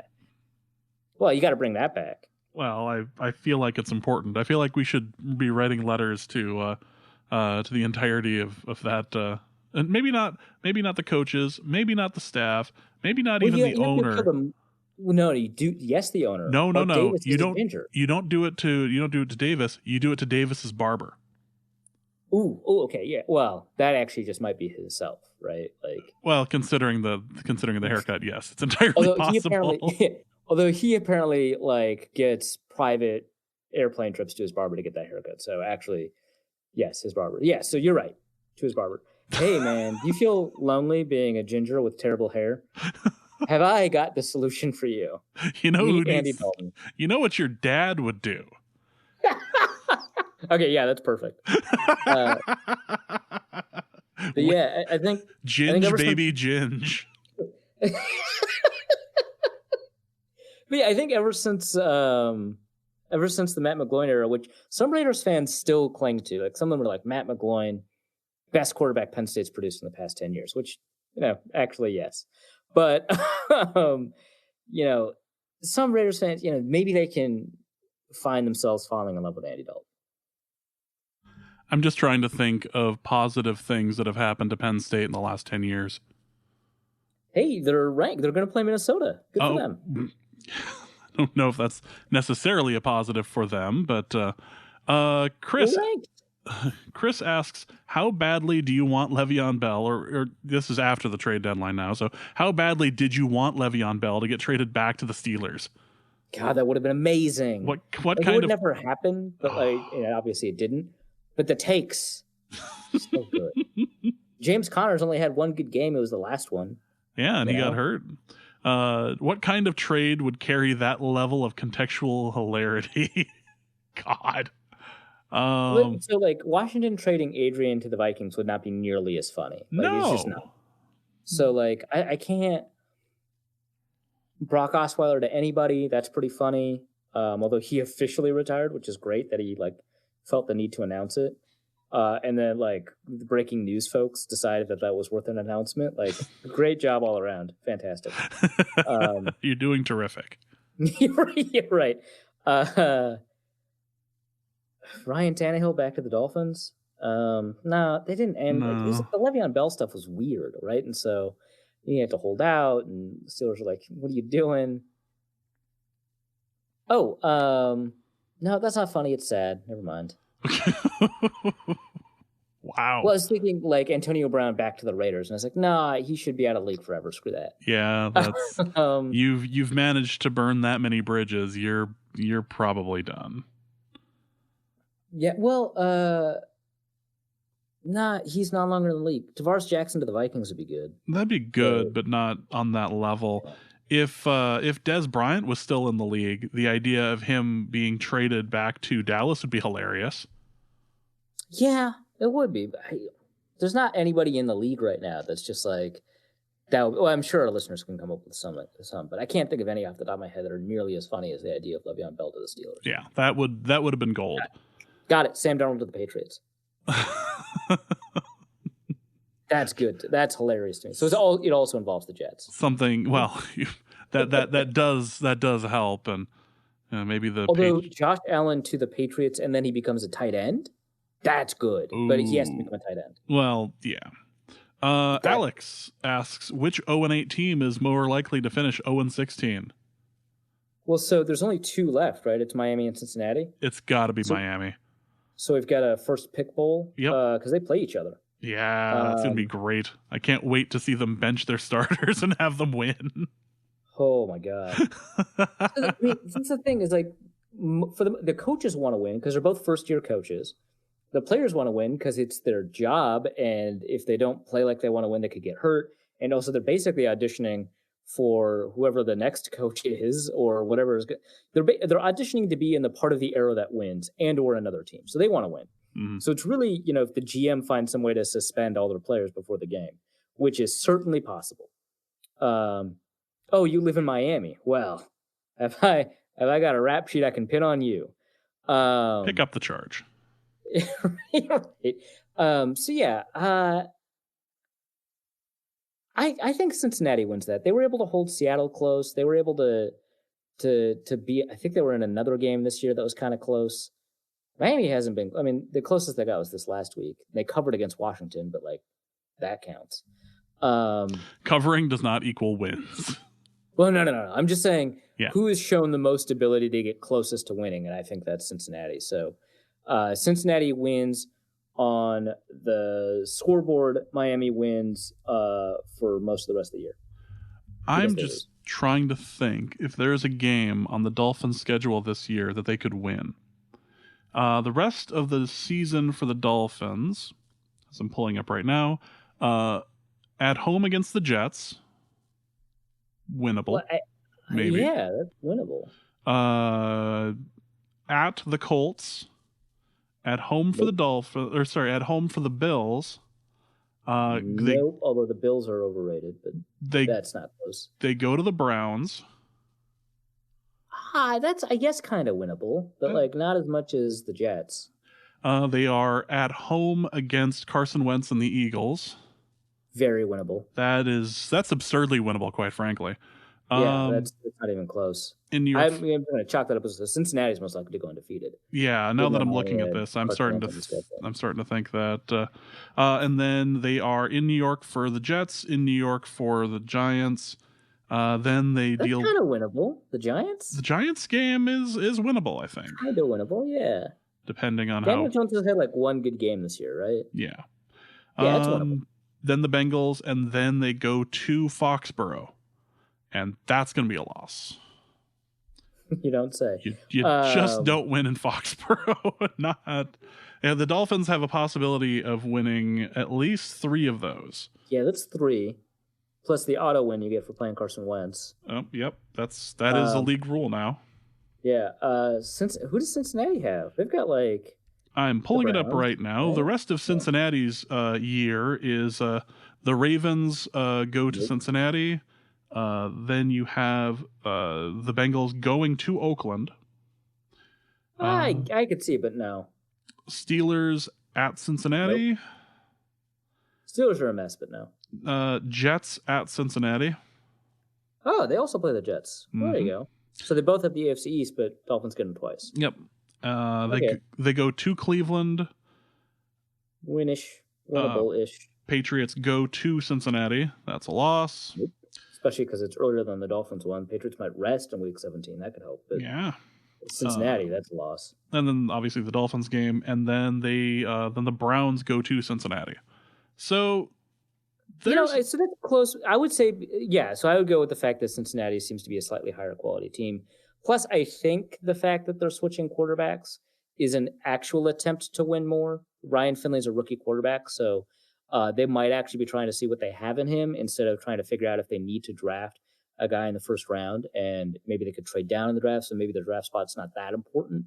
Whereas Miami's playing with like Ryan Fitzpatrick. He's not the quarterback of the future. He's like 50. They traded for Aqib Talib, who's barely played at all this year, and he's on IR. Reserve, so he's not going to play. Yeah.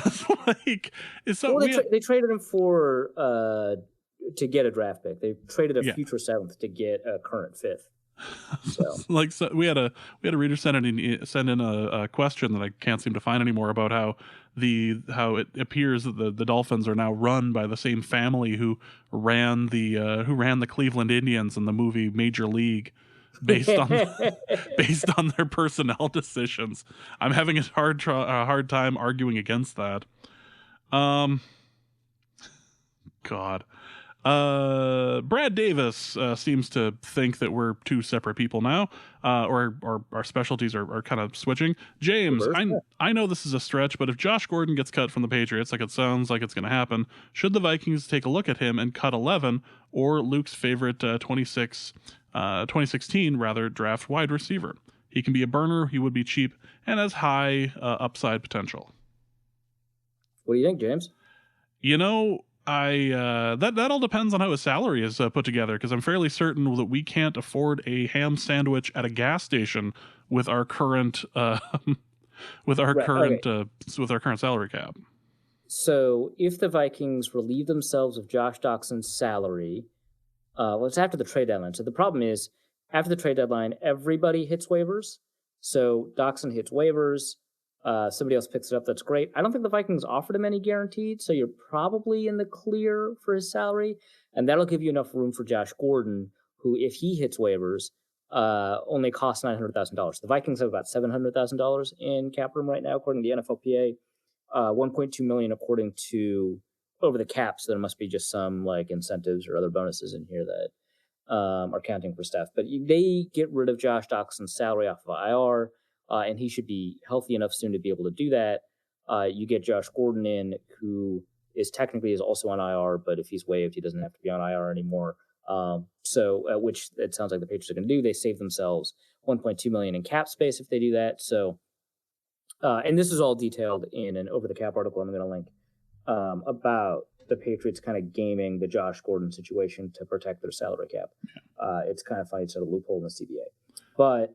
Which of course the Patriots founded. But I think you can fit it with very, very minimal amounts of room under the cap. If you release Laquan Treadwell, I don't think you save any money on the cap, so you have to release like Josh Doxson or something.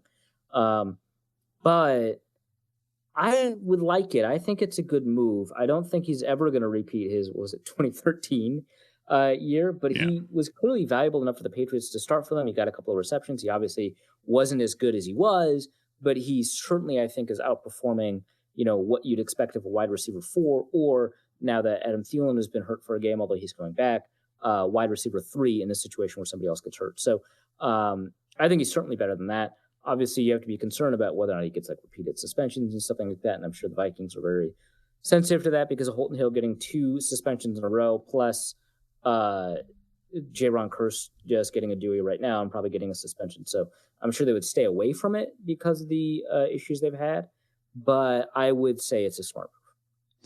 Arif, my 20-month-old son is having difficulty going to sleep on his own lately. Given your expertise in zoology and cats in particular, do you have any parenting advice for me? Do I play a cover 2-man press coverage or cover 0 with 2 high safeties? Okay. So if this was a cat,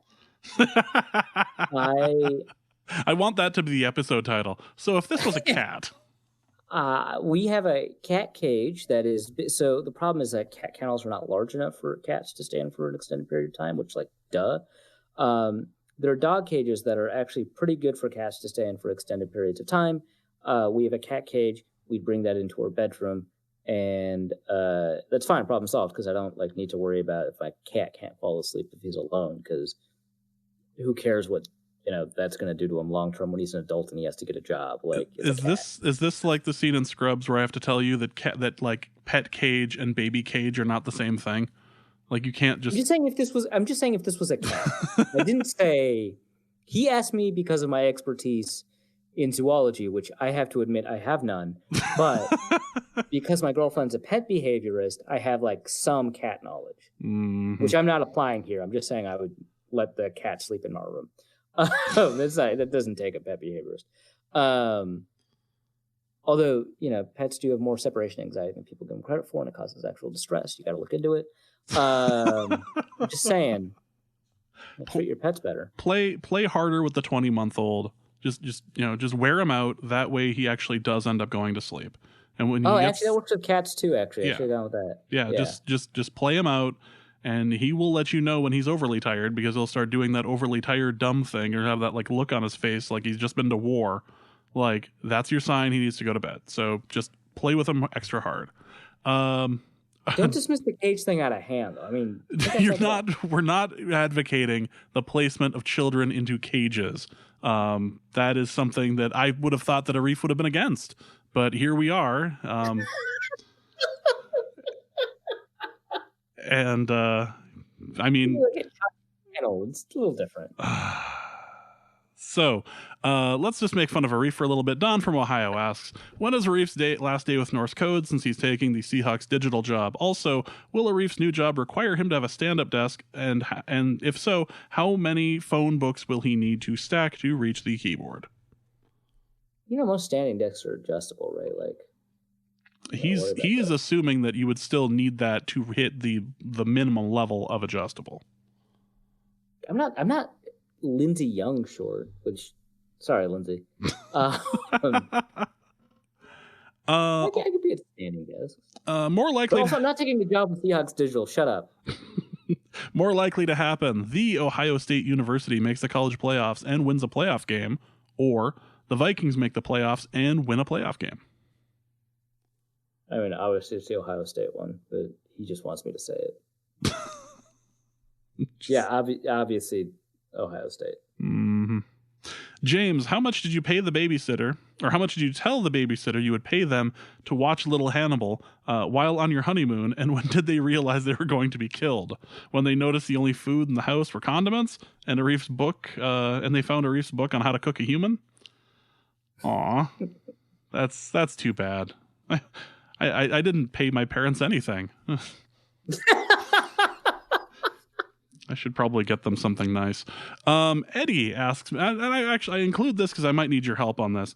Eddie asks, if James wins the match against me in fantasy this week, I will change my bio to something of his choosing for the rest of the fantasy season. If I win, James spends no less than 2 full minutes on the following episode talking about how better I am, Eddie, at both fantasy football, Twitter, and life. Well, that shouldn't be too hard, right? I am not good in that league. Wow. Okay. That is my concern. I actually pulled it up, and you read the question on air. You have to agree to it now. Is that what I have to do? Yes. I don't like this at all. He's beatable, but then it sounds great. So you're bragging about picking up Drew Brees. And not the same league. Not the same league. Wait, so someone else got the Miami kicker in that league? No, I have the Miami kicker in that league. Okay. But, no worries. I've got Brady, Sanu, Allison, Moore, Henry, the running back for Philadelphia, Howard, Rudolph, Devontae Parker for some reason, the kicker for Miami, and Houston's defense against Jacksonville. So you've got the wide receiver from Miami, and then the kicker from Miami, under the theory that Miami's not going to score touchdowns. Yeah, I didn't say this was a sound theory. I just said that this is what I was going with for the season. Yeah, but in case they do score touchdowns, I've got this wide receiver. Yeah, totally. Fantastic. I can get them coming and going.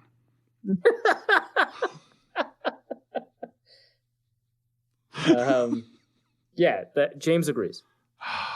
Do I? Oh, you know what? I agree. I feel like this could only lead to good things on the show. Yeah, let's go with that. I'm gonna look forward to the. Yeah, just think of the show, James. Yeah. Remember when I tried to make you? I said that to you one time, and now we're going to Seattle, and you're gonna catch hell for like 6 weeks over the number of pictures you're gonna take with Seahawks Twitter. Wow, it sounds like a great case for reciprocity, James. No. All right, so that is going to be it for this episode of Norse Code. We're going to wrap this up very quickly since it's turned into a very long episode. Arif, what do you have to plug? Yeah, I've got like 3 pieces at The Athletic. One of them's a mailbag, one of them's a recap of the Washington game, and the other one is Chad and I talking about the second half of the season, previewing the second half of the season. Coming up, we will also have a Vikings Team of the Decade. I don't think I'm supposed to tell anyone that, but there you go. For 2010s, which is very fascinating because a lot of these selections only played in 2010. So this will be fun. But yeah, that's coming up, and then obviously I'm going to end up previewing the Chiefs game. I'll probably steal whatever insights we get from the guest that we're going to book for previewing the Chiefs game. All right, sounds good. That is going to be it for this episode of Norse Code. Thank you guys once again for listening. We will be back later this week to preview the Chiefs game. So go ahead and find us for that. For Arif, my name is James. Thank you guys so much for listening. And please remember that revenge is a dish best served funky as hell. Go catch that charge. We'll see you later this week. Norse Code is the largest and only division of Norse Code LLC. You can find Norse Code on the Daily Norseman, SB Nation's Vikings blog at dailynorseman.com. You can also find it on iTunes, Stitcher, Google Play Music Podcasts, Spotify, or wherever fine podcasts are aggregated. Our Vikings blogger extraordinaire and generally useful human is Arif Hassan, and he can be found on Twitter at Arif Hassan NFL. I am your producer and co-host, and my name is James Pagashnik. You can find me at the show's official Twitter feed at NorseCodeDN. If you'd like to donate a few bucks to the show, you can make your one-time donation at paypal.me/NorseCode, or a recurring monthly contribution can be made by visiting patreon.com/NorseCode. Any questions or comments that won't fit in a tweet can also be sent to norsecodepodcast@gmail.com. On behalf of the Norse Code staff, we thank you so much for listening. Our formula is this. We go out, we hit people in the mouth.